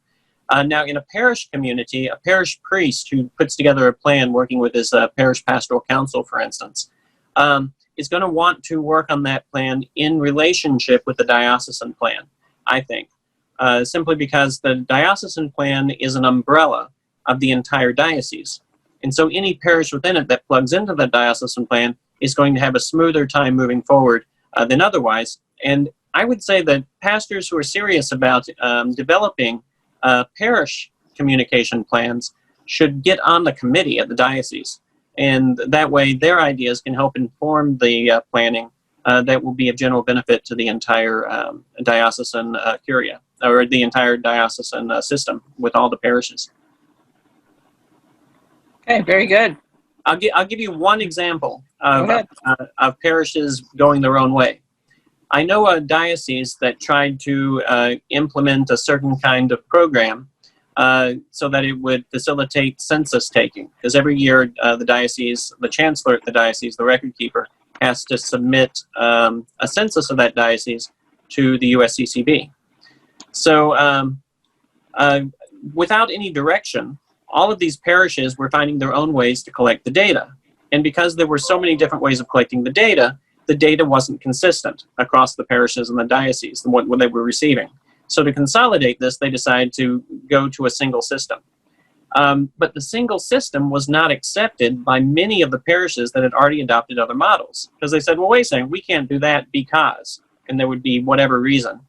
And it caused a real battle between the parishes and the diocese as the parishes tried to pursue a planning of their own, in this case, record-keeping planning. But in other cases, it could have been communications planning, could have been internet development planning, whatnot. Outside of communion with their diocese, that caused difficulties between the parish and the diocese. And if you can remove whatever difficulties you can remove them at the onset. And that is, pastor, look to the diocese first, see what's going on there. And if there's nothing going on in the diocese, become the first member of a diocesan committee to make certain that what's going on is going to be generally useful to everybody in that diocese. Okay, great. Very good. I think we'll take one last question because we're coming to a close soon. This is to Sister Marisha. You spoke of how neuroscientists for the big media companies work to devise games and apps that created addictions. Is there any work being done by media technology specialists to calm the mind? And what are some apps? Okay. I think I'd like to just go back a little bit farther where, Marshall McLuhan was one of the first persons to say the medium more than the message is key. And at that time, what he was saying was, when TV first came out, it was having more effects on the brain than simply turning the pages of a book. Now, fast forward to high-speed internet and all these visual images and auditory images that are going at much more fast speed were more key in changing the neural pathways of the brain, especially in the neuroplastic young, unyet developed brain, than in the adult brain that was already developed with that frontal lobe and that executive functioning. So that's why he was saying medium was more significant than the content. Now that everything is high-speed internet almost, unless it's educational and you have somebody teaching, which is not that high speed, because the kids wouldn't be able to attend, that's why it's slower, that the neuroscientists are really looking at how so much of what is being accessed is creating this hyper-arousal. And we know for a fact that many of these web designers are specifically wanting their tool to be used more and more and more. So they are creating the use to be more addictive.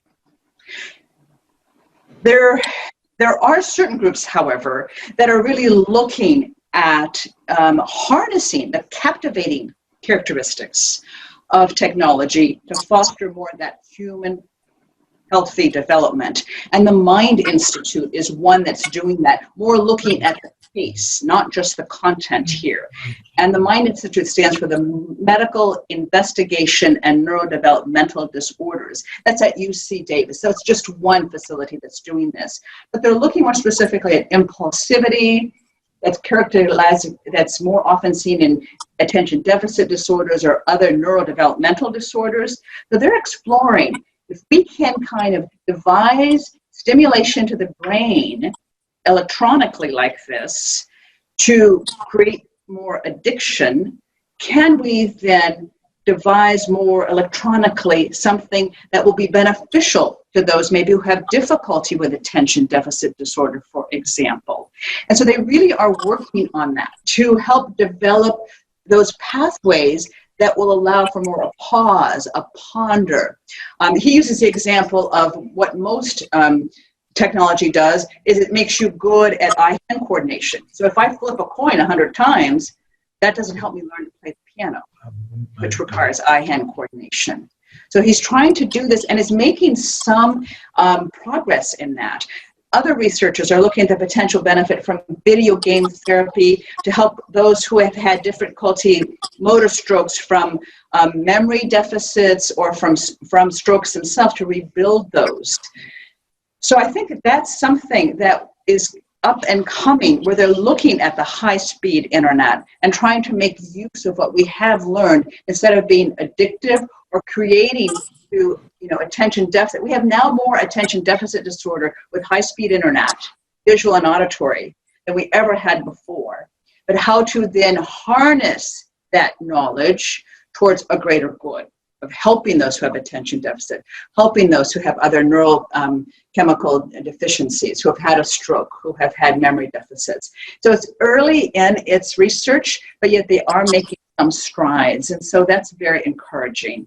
So that's one area where I think neuroscientists specifically are looking at this, as well as being more attentive to content, like I spoke earlier, and how to keep the human interaction as primary and the devices as a tool, and not to completely substitute for the human relationship component of one's day-to-day life. Great, it'll be exciting to see what comes next. Yeah. Okay, I think that wraps up our questions, and I'm going to turn it back over to Tom. Well, thank you very much, Sheila, and thanks to all of our speakers, and as well as thanks to our participants. I do want to give one last pitch to all of you who are participating to go on the bottom of the flyer to that little button there that says contribute, because ITEST definitely needs your support. And when we put on these webinars, we try to do it on a very low budget, but at the same time, we could definitely need your assistance and your support. Now, to wrap things up, I'd like to ask Father Jason Signalis if he would lead us in closing prayer. In the name of the Father, and of the Son, and of the Holy Spirit, amen. Amen. Mighty Father, we thank you for the many talents and abilities you've bestowed upon us that have allowed us to develop these many great and useful tools. We ask you to guide our use of these resources and tools with your Holy Spirit. Help us to use them well in a way that respects human dignity, that helps humanity flourish and grow closer to yourself. We ask all of this in the name of Jesus Christ, your Son and our Lord. Amen. Amen. The Lord be with you. And with your spirit. Almighty God bless you, the Father, and the Son, and the Holy Spirit. Amen. Amen. Okay, thank you very much, Father. And again, thanks to all of you. Continue to look at the ITEST website, faithscience.org, and keep an eye out for additional webinars that will be coming along as we take on other interesting topics. And don't forget to send in your suggestions to the ITEST website for topics that you want to see covered. Again, thank you to Sister Marisha Weber, to Father Jason Signalis, and to Dr. Sebastian Mahfoud for conducting this particular event. Thank you.